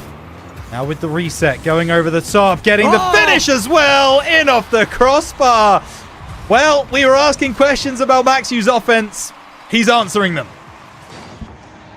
Max, what a reset there. And again, the placement. I mean, that's hard enough off a normal shot, let alone what he does there to get it. Certainly, it has looked this season to me. Once he got out of that quote-unquote super team, brought to its knees by Sphinx, he kind of got a place in a team where he was much more, at least treated as an equal among them, and brought through to be more than just a third man. I feel like he is opening up again as a player, but it will take time.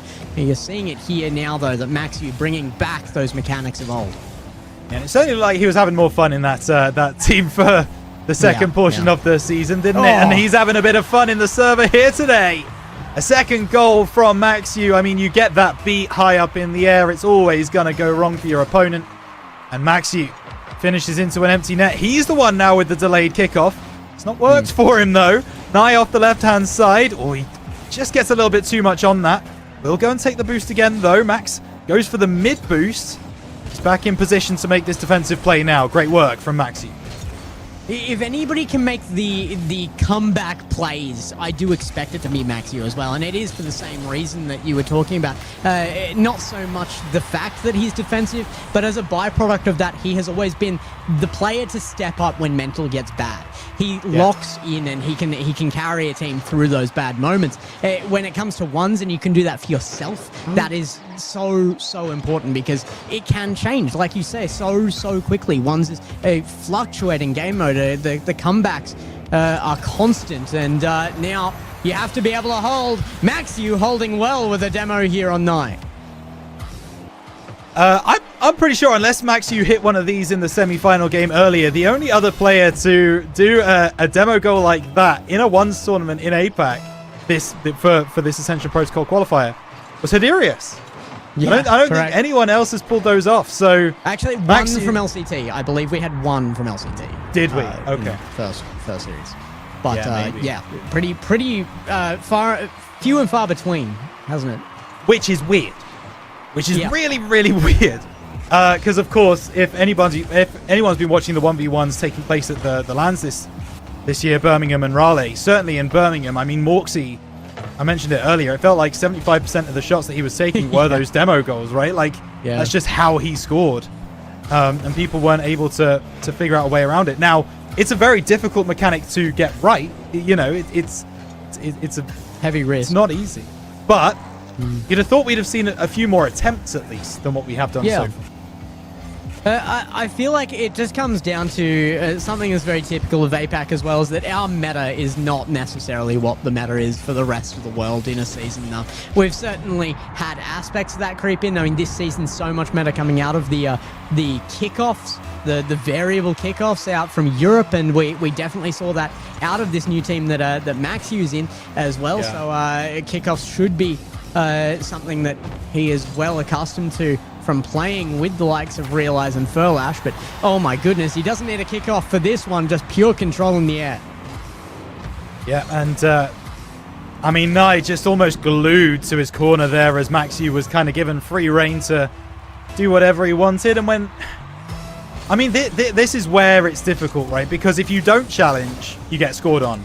If you challenge, you get scored on. Like, it's almost, you're damned if you do and damned if you don't, right? Because if you challenge, then Maxiu, he's closer to the ball, so he's going to be able to get there just before you and hit it over the top of your car. If you don't challenge, he's got free reign of the goal, just like we saw, and he hits the crossbar there.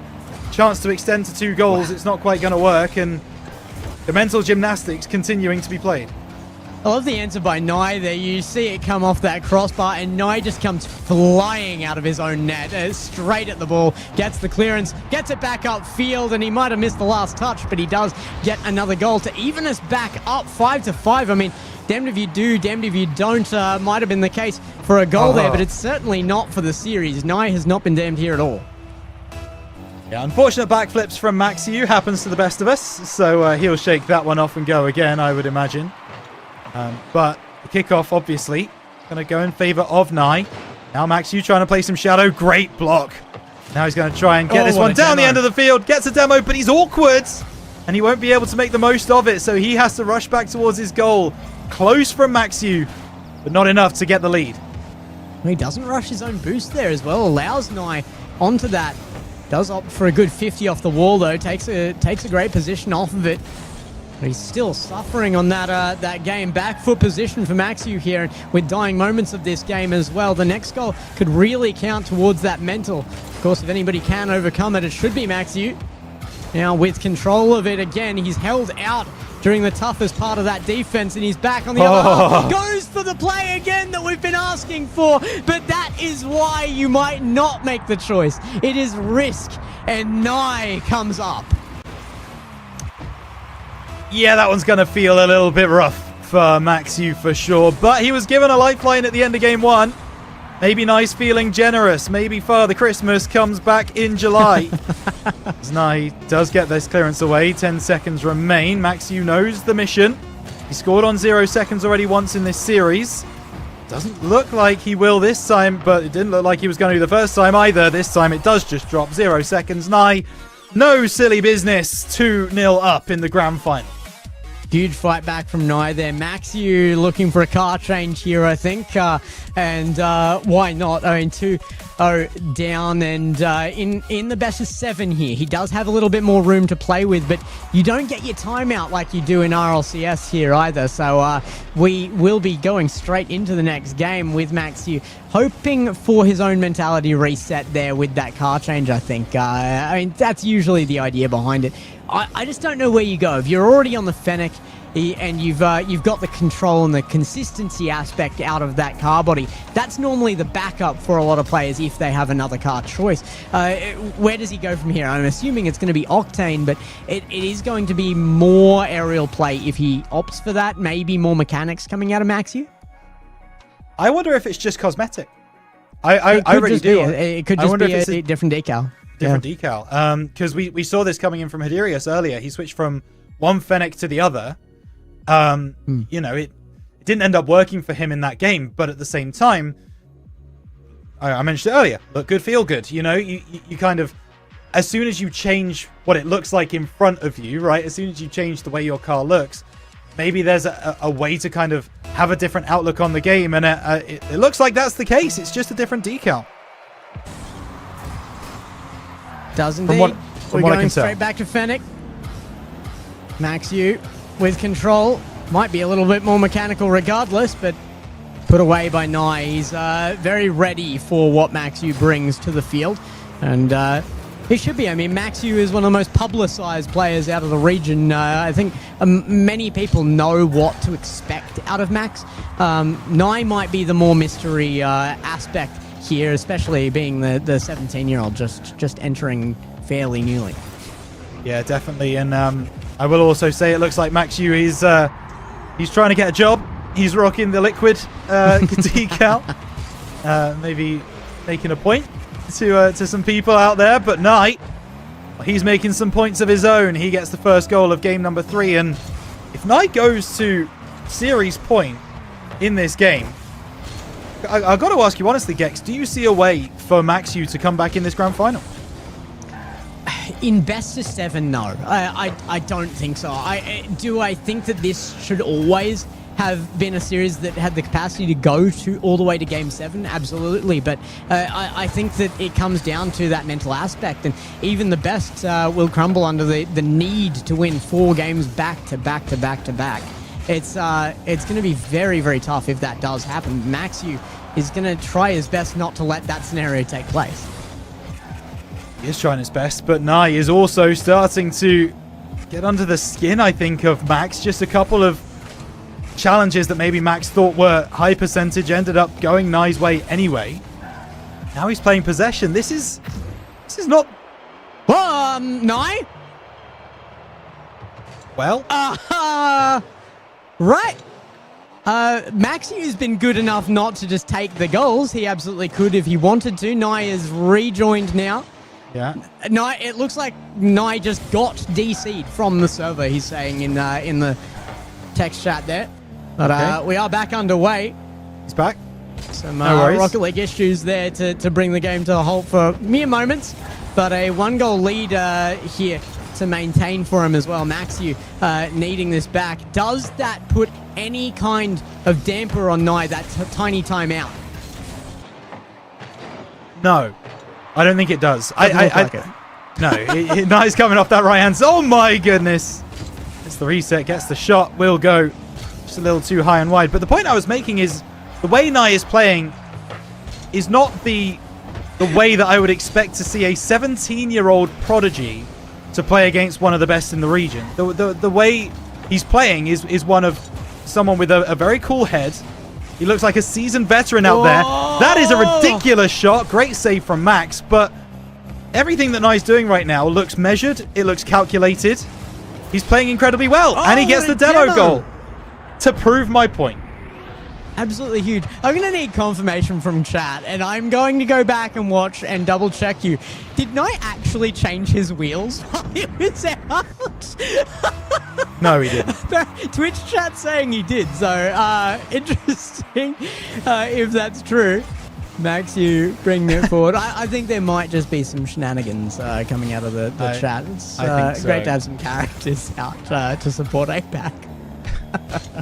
Yeah, absolutely. Maxi, been a supporter of APAC for a long time. Going to try and take a shot here. Not quite going to happen as Nye flicks it middle. He might have an opportunity here. Maxi goes by!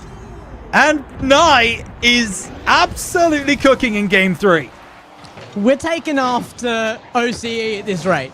Nye is coming up looking like he wants the sweep. And he's still 2 games away from it, but a 3-goal lead here in number 3 is making it look quite likely that he can make that the match point. And like we said, I don't know if Maxu has it in him to win a reverse sweep in a best of 7. Nye is just so close to him in every regard right now. And it is kind of the old pro with the experience coming in against the new blood. A prodigious mind out from Nye. And he is repping so well right now, Nye. It's going to be more control from him again. I don't know how he got out of that situation. Wow. I mean, just watching the control of both of these players, right? I mean, Nye is incredible as well, but Max, when he has possession, he looks pretty good with the ball as well, out on his car. Now he's going to try again. Nye shadowing a little bit. Early challenge, and just making the right decisions. Maxi wasn't expecting him to come through for that early challenge. Whoa. Thought he had a bit more time. Nye comes through, says, actually, I'm just going to steal this ball from you real quick and go back down the other end. 3 goals to the good. 40 seconds left to go. Nye maintains possession. Beautiful. Yeah. He's just cut the clock to ribbons. There's no time left here. Maxi is pressing with everything he can, but it looks like Nye just... Again, every series is taking a little bit of time to lock in for, but once he's on top, it's so hard to remove anything from Nye. He's being dominant on field right now. 20 seconds. Maxu looking out of sorts, and Nye just looking in control. I get the feeling, though, after this game, there's a Super Saiyan version of Maxu. Oh, Max! Coming soon, and there's a glimpse of it. Steals the ball in the corner. Goals?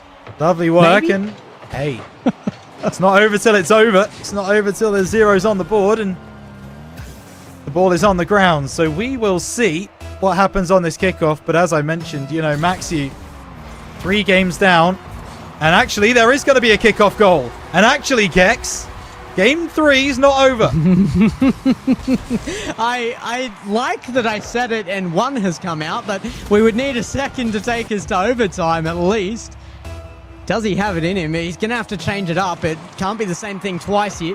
Max going to go for the delayed kickoff, but it's straight back to his own backboard. He can keep it off the ground. Maxu has made an unbelievable run on ground with the ball before, but denied now by the expert one's play of Nye. Yeah, and that's going to do it. We thought maybe there was going to be another opportunity for Nye to keep that ball up like he did in game number 1 and go to OT. Didn't happen. But I mean, very even on the scoreboard, you know, 9 shots to 7, 6 saves to 4. You know, you're looking at 2 players that are deserving of this position, deserving of their moment here. That's exactly what we are seeing. So Nye able to get a majority of the goals. He's the one who gets that demo play. But as I mentioned, Maxi, he's got that Super Saiyan mode locked and loaded because I bet he's just put on a Drake playlist. I bet he's got the mansion pulled up on his second screen, looking at it right now in this gap between games. I want to go there. I want to go there. I want to go there. This is going to fuel him for game 4. Yeah, pulling the old Kevin trick of the goal on screen while you play, right? That's the Yep. That's the one. Visualize We won't it, go any make it further with happen. That, but you've got to have the goal in sight. And Max, again, another car change makes me question where the mental is for Max. He's certainly unsure about this, but has he come in with just the have fun meta? What has he chosen here? Has he done what I think he's... Oh, I thought for just a moment, I thought we'd seen a Scarab come on the field. I'd have loved to have seen it. I'd have loved to have seen it, but Max is going to go for the Octane instead. And a little bit less predictability, but the funny thing about that is that goes both ways. It's less predictable both for Maxiu and for Nye. So it'll be interesting to see how he makes this work, but Nye... Speaking of predictable... He wants this done and dusted in 4. Crazy shot from Nye. And the reset faked. It's taken the ground to be shot into the bottom right corner. Too many options available to him. Maxi giving a little bit of space there and getting instantly punished. Yeah, for sure. And now Nye going to look to clear this one again. Maxi, he's got the boost. Nye working off that right-hand side. Just bringing it across. It's a demo, so he has a bit of time on the ball.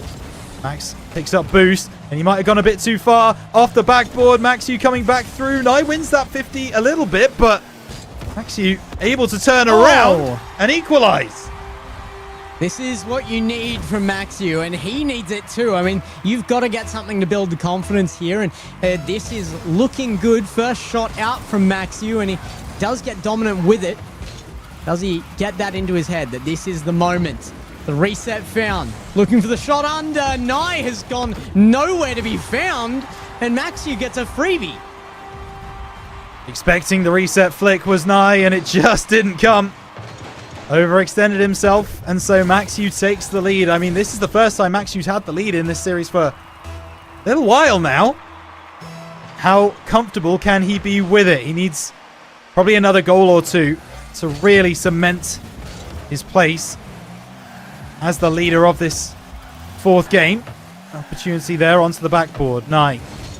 Bring it away. He doesn't get the second touch, and Max, you should convert and will. 3-1 to Max. Max again here, just taking control. It's looking good. Maybe it was the full car body change that was needed. He's certainly a different player with the Octane. Does he get another one here? Max, you looking for a demo for a moment. Going to take it back to his own half for control and boost. Bringing it across his own net as well here. He's really just trying to cut down clock dramatically here.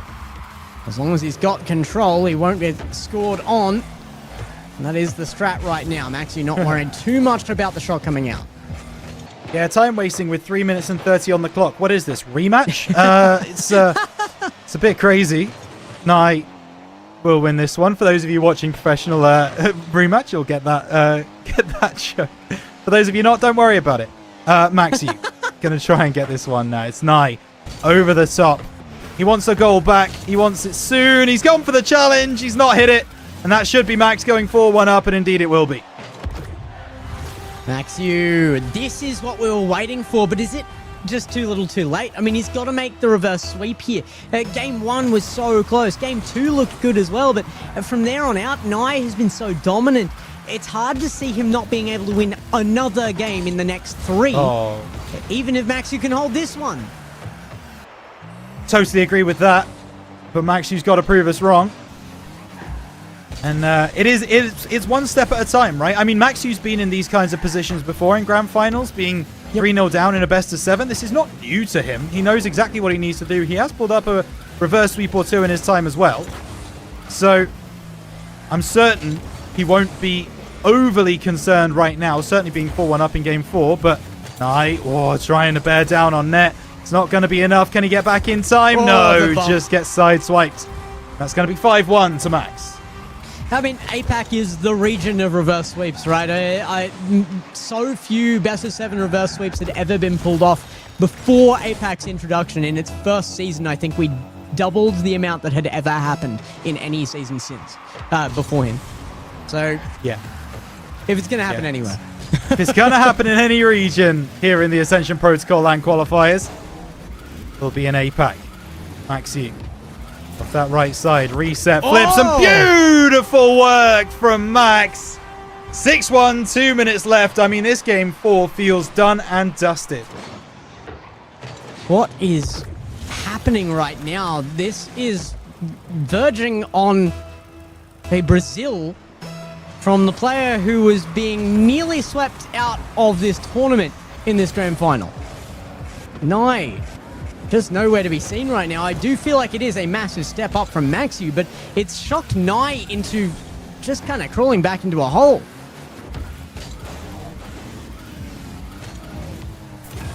That's going to be another one. Surely! No chance. Denied. A line again. And it's Maxu. Looking for another shot. The Brazil comes out 7-1. And he's looking for a trip to South America as well as North. The nice shot. Goal explosion, of course, coming out there. Gotta love the season freebies for the 10-year anniversary of Rocket League. And, of course, starting to get into our one scene really in the last few years. But no more than this season now. There's another goal coming out for Nye, and it means that the chance for the Barca is there as well, Rhino. It certainly does. I mean, we did see Nye make quite an impressive comeback earlier today, so, or I might be getting confused with Hardy, actually. Oh, yes, it was Hardy versus LCT, wasn't it? A 5-goal deficit came back to win. Nye, he's got a little bit more work to do than that. Yeah. It was 5, yeah. So this is a 6-goal deficit. See if Nye is going to be able to maybe make this one look a little bit more competitive on paper at least. Max looks like he's leading him around by the nose right now, and it's just going to roll in. Max is going to let it. cut down as many milliseconds off that clock as possible as we move into the last minute of gameplay. Barcelona found. We've gone all around the world on this one. Maxi over the top, reset, looking for more. He's not content with a Barcelona. He wants double digits. I wonder how many other players out of the other regions are going to go to not just Canada, but Barcelona and of course Brazil. It's a pretty great trip for Maxi if he can make it. Yeah, he spent about 30 seconds in Brazil, and he's spent about the same amount of time in Barcelona. So it's a quick trip. You don't get to see many of the sites, but you get to say that you've been at least. And I mean, he's going to visit more locations than Nye, even if he wins the series. It's true. It's very, very true. I mean, this this is an unbelievable goal. What is this? That's crazy. That's special. You asked for it. Is that you the asked for best? it. Is that the best goal of the tournament so far? It's got to be close.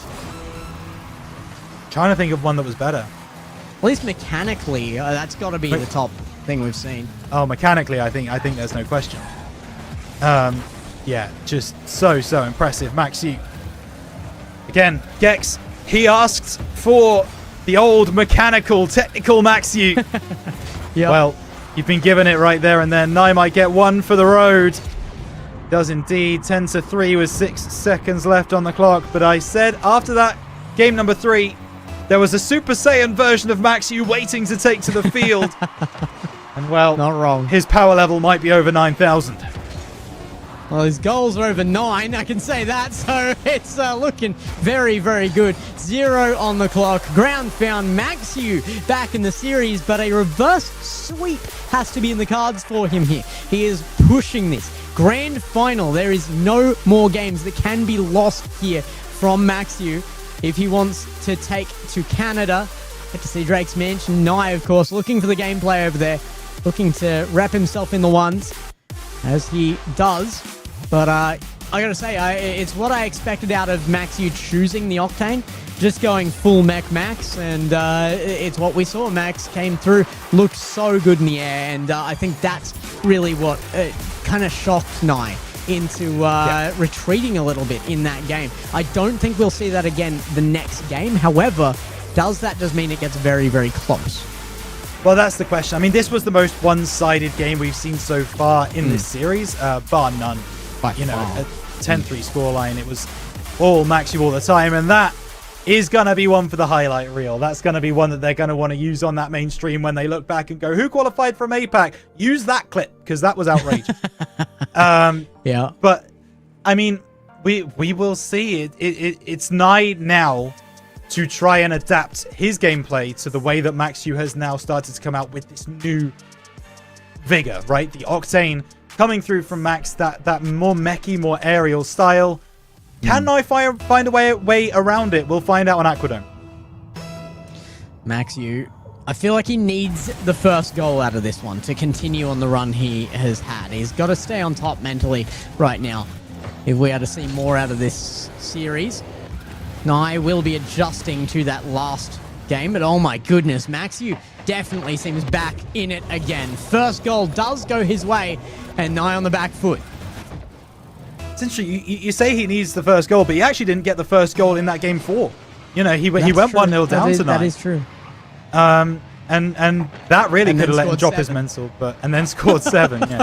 So, I mean, Maxiu is on another plane of existence right now. He is. I don't know what's happened. Maybe a switch has flicked mentally, but he is so locked in right now. And back against the wall, Maxiu is bringing out some of his best Rocket League of the day. Maxiu to win the kickoff for the possession of the ball for a moment, but Nye gets the boost. He's going to get the second on the ball line. The shot is unbelievable to back that up with the confidence that you can go for the bump in this scenario. What a shot from Nye. Beautiful. Just positioning at a maximum level, right? He knows exactly where that ball is going to land when he hits it on the first time of asking. And he's like, you know what? That's going to drop in. I can now bump my opponent, get him out of the play, And suddenly he's back level. 2-2 after a kickoff goal. Max was living 2-0 after just winning a 10-3 game. Nye says no, he's still in this. No, he needs to be. I mean, there is the risk. If he drops this one, the cards are back on the table for me. Would I predict Nye to lose 3 games straight in this series? No. Could I predict him to lose 2? Absolutely. and then maybe you can win the next 2. That's got to be the mentality for Max. I've won 1. Maybe I just win another. Maybe I just win another. And then another, and I go to see Drake. He's gonna. Maxu is seeing Drake in the doorway with his arms open at this point. Yeah, I appreciate that CJ's still watching in chat, right? And he obviously be like, oh yeah, you know, Maxu wants to come to the LAN. I gotta tell you, buddy, there's alternate factors here, right? This is not Maxu being like, I want to go to Shopify HQ in Toronto. This is Maxu. I want to go and see Drake's mansion in Canada, and he's making it happen. 4-2, step by step, rung by rung. He climbs the ladder back in this series.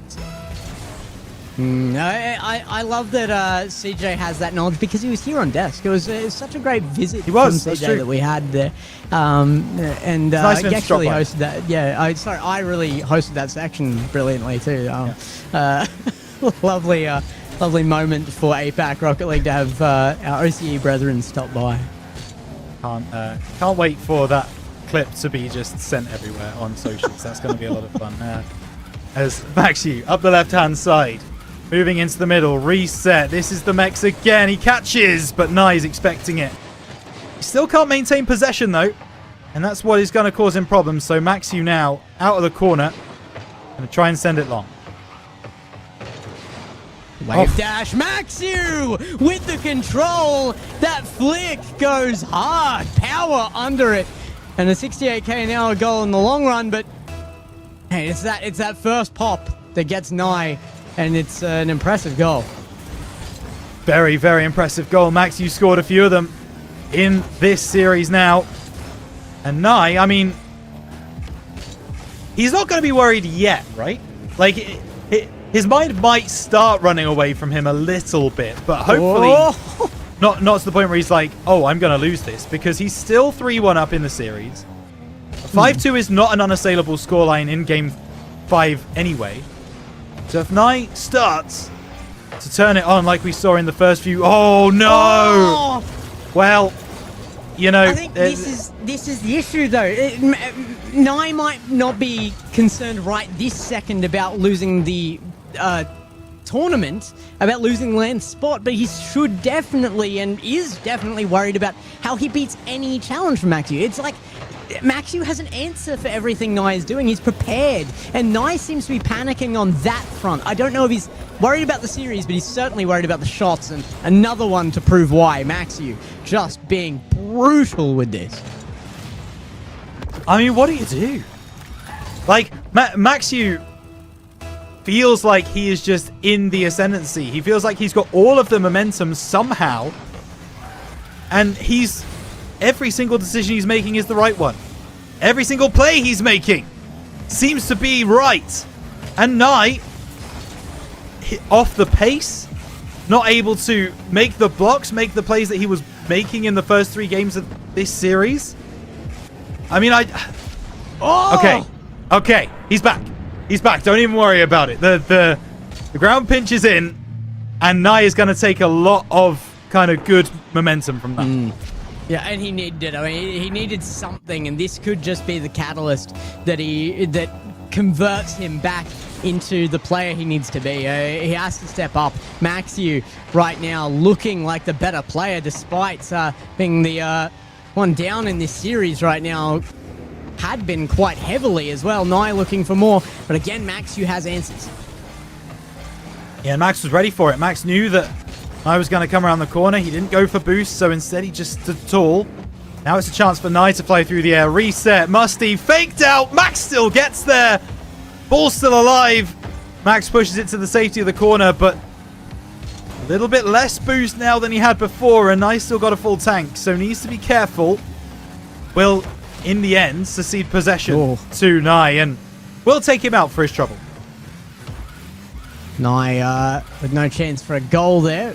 Max Yu now with control again. Big flick. Nye does make it this time. Paces out the flick well. Max Yu looking for another one. More weak on this time. Nye drained again. The boost game is Max Yu's. He's missed the shot. Could have been free. But Nye gets back in time. Oh my goodness, Max Yu, leave the boosts alone. Nye needs something. He's starving out there. Well, the hungry get hungrier as Nye continues to search for boost and can't find any. Max turns on him. Sends it into his net. 52 seconds, 5 goals, 10 seconds a goal, give or take. Again.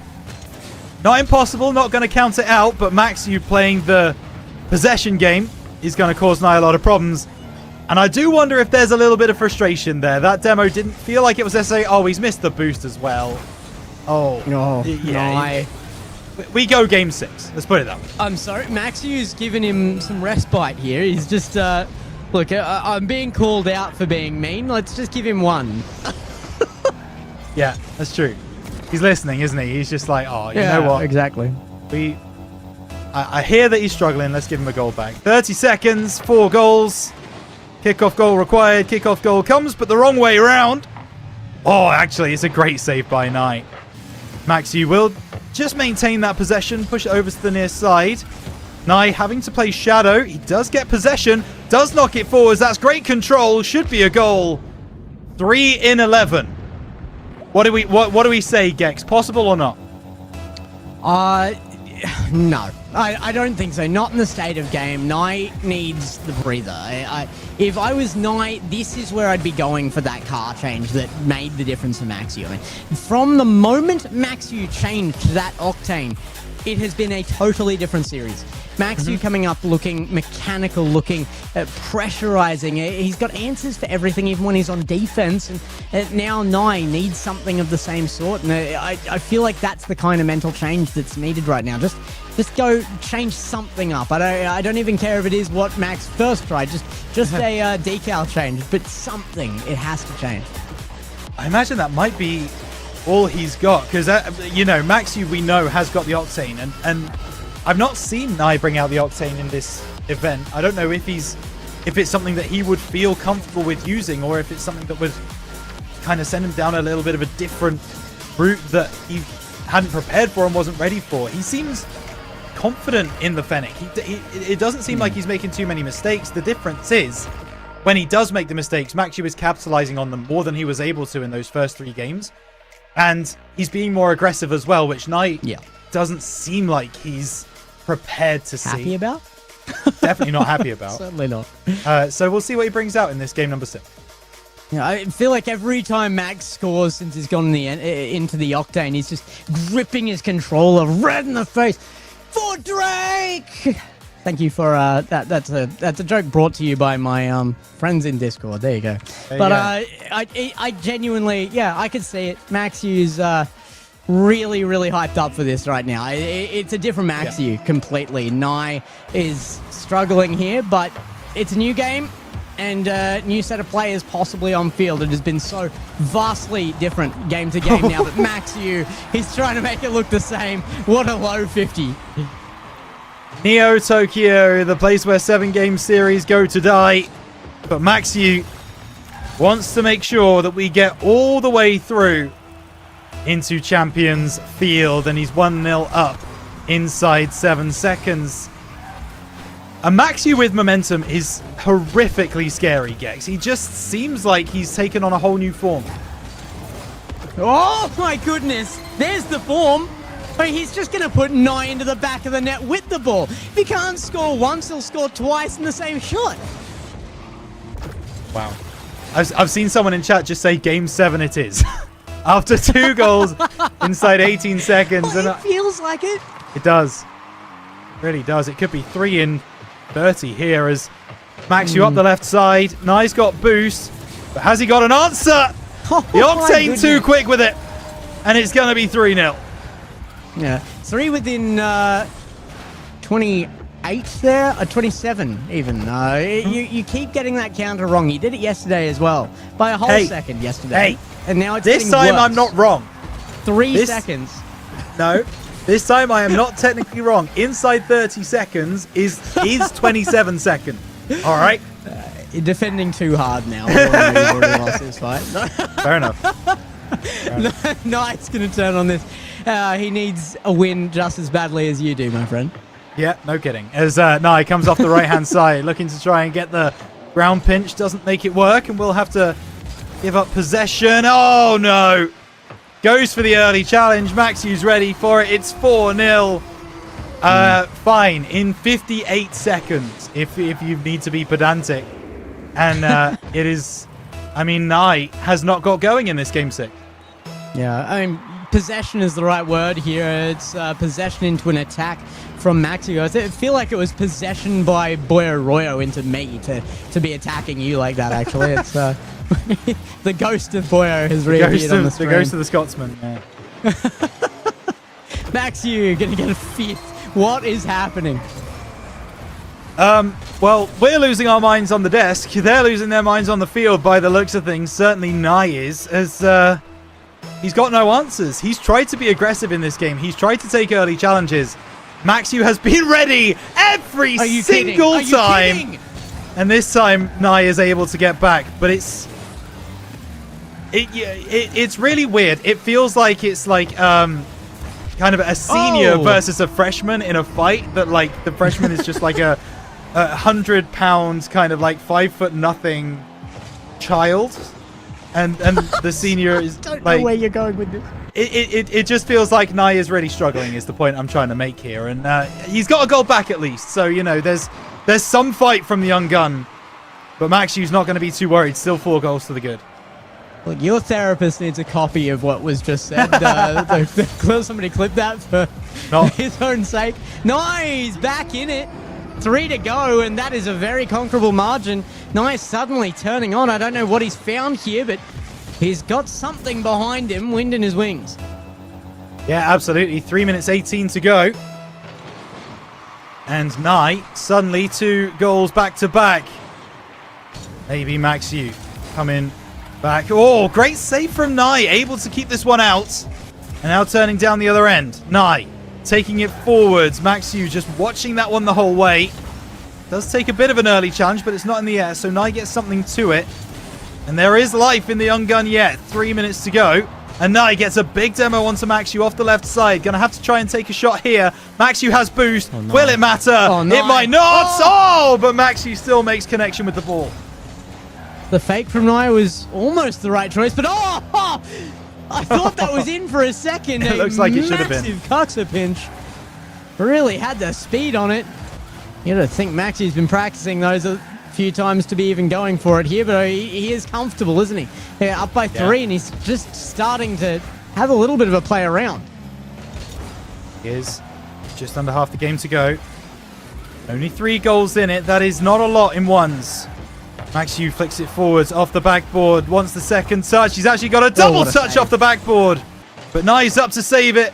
And if this shot is powerful enough, it will go home. But Max makes the save just at the last moment.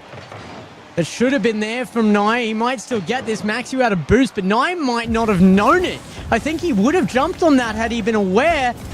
And Maxiu, the pressure fakes out the situation and just makes it look like he's more dominant there than he possibly could have been. Flip reset, shot, comes off the crossbar. Nye forces everything high there. Wow, that is impressive from Nye. Just to, as you say, make sure that Max didn't have any opportunity to go low. And now off the left-hand side, gets a flick forwards. It might waterfall down. It will be Maxiu to take it away, though. He's the first man there. Not a lot of boost for Nye. Does get the mid boost. Max makes a touch on it, but it's not enough. And Nye finishes back within 2. 1 minute 19 to go. Nye might want to see this series out in Neo Tokyo. And the last goal from Nye was kind of a moment that you could tell Nye had some switch flick in his brain. He's back on.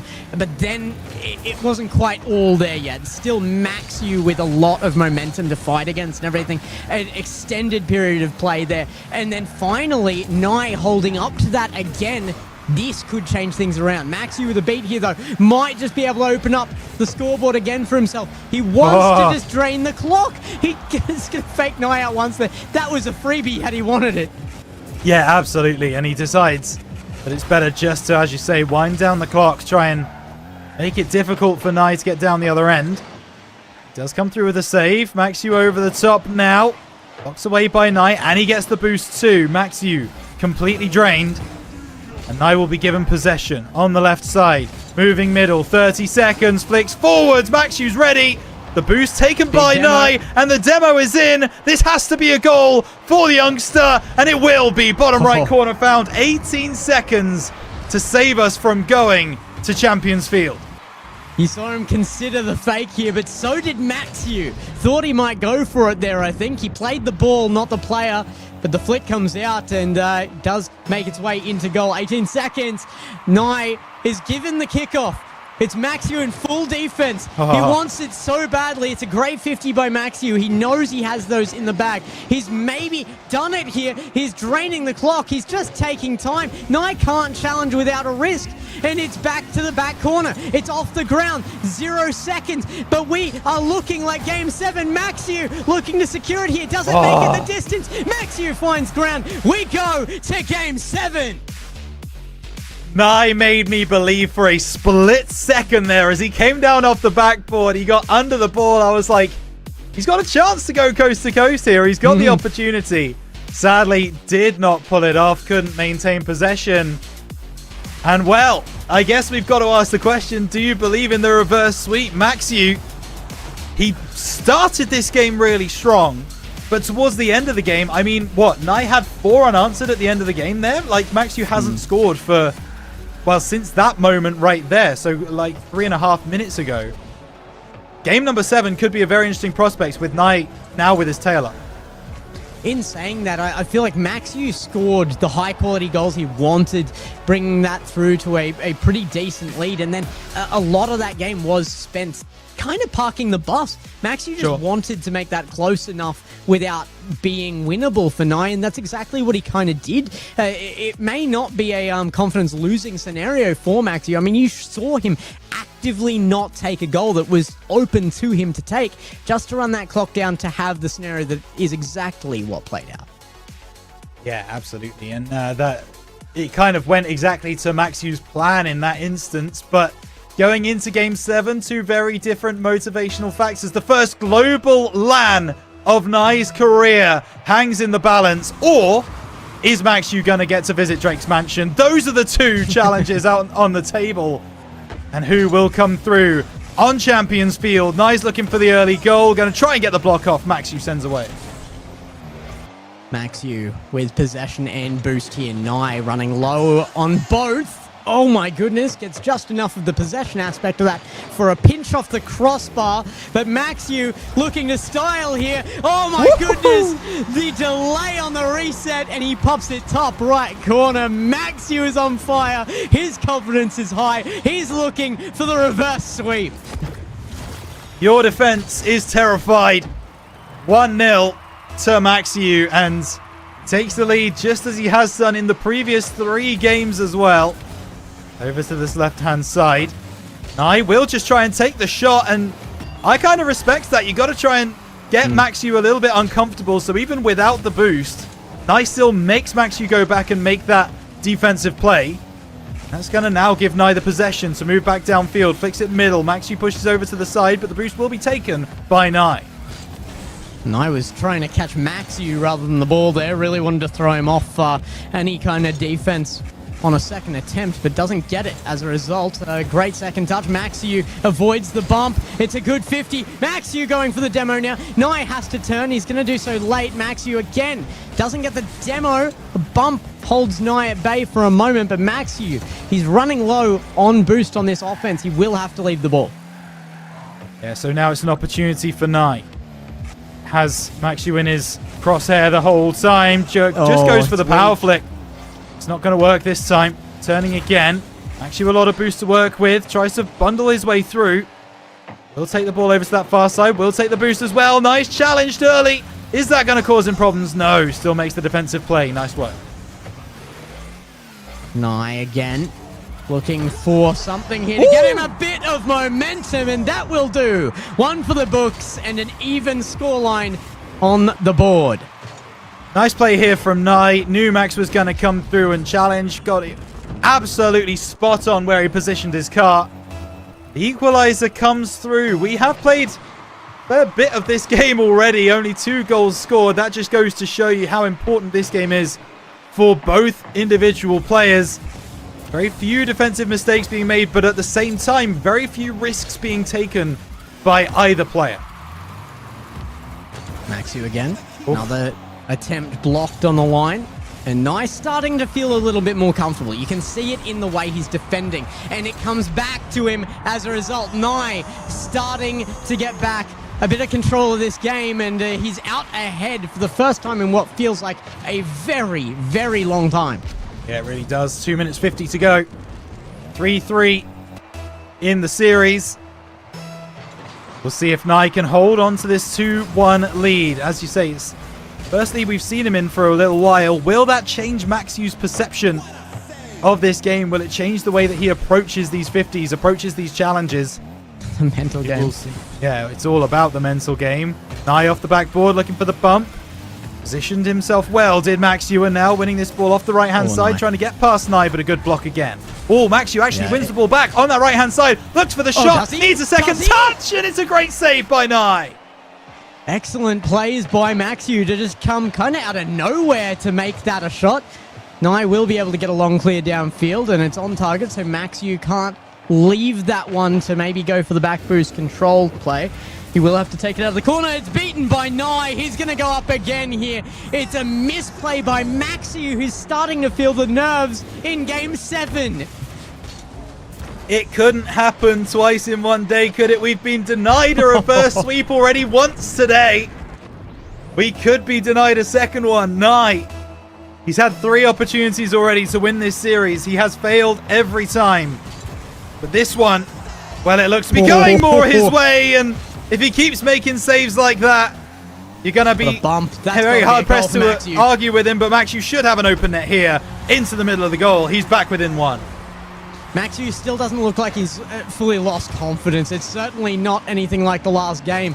But Maxu is starting to pace himself. It's a big adjustment this particular game from both players. Nye is playing differently and Maxu is responding now. But it does mean that Max on the back foot will not be playing with the confidence that he had before.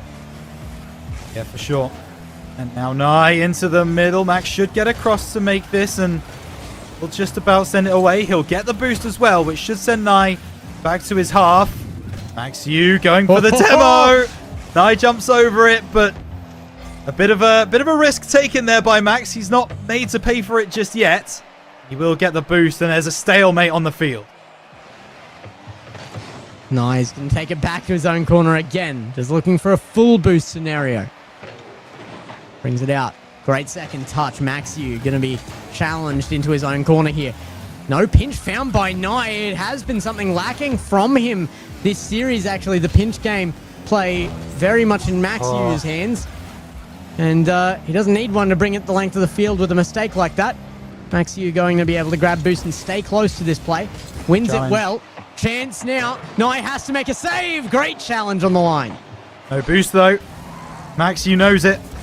So he's going to try and take advantage. Goes down the right-hand side. Gets bumped for his trouble. Nye over to the far side, but another boost steal from Maxu. He's just going to make sure that Nye continues to stay starved. And if that is the game state, then it's going to be really difficult for Nye to make some saves. The demo's in. The equalizer's there. 26 seconds to determine who goes to represent APAC in Toronto.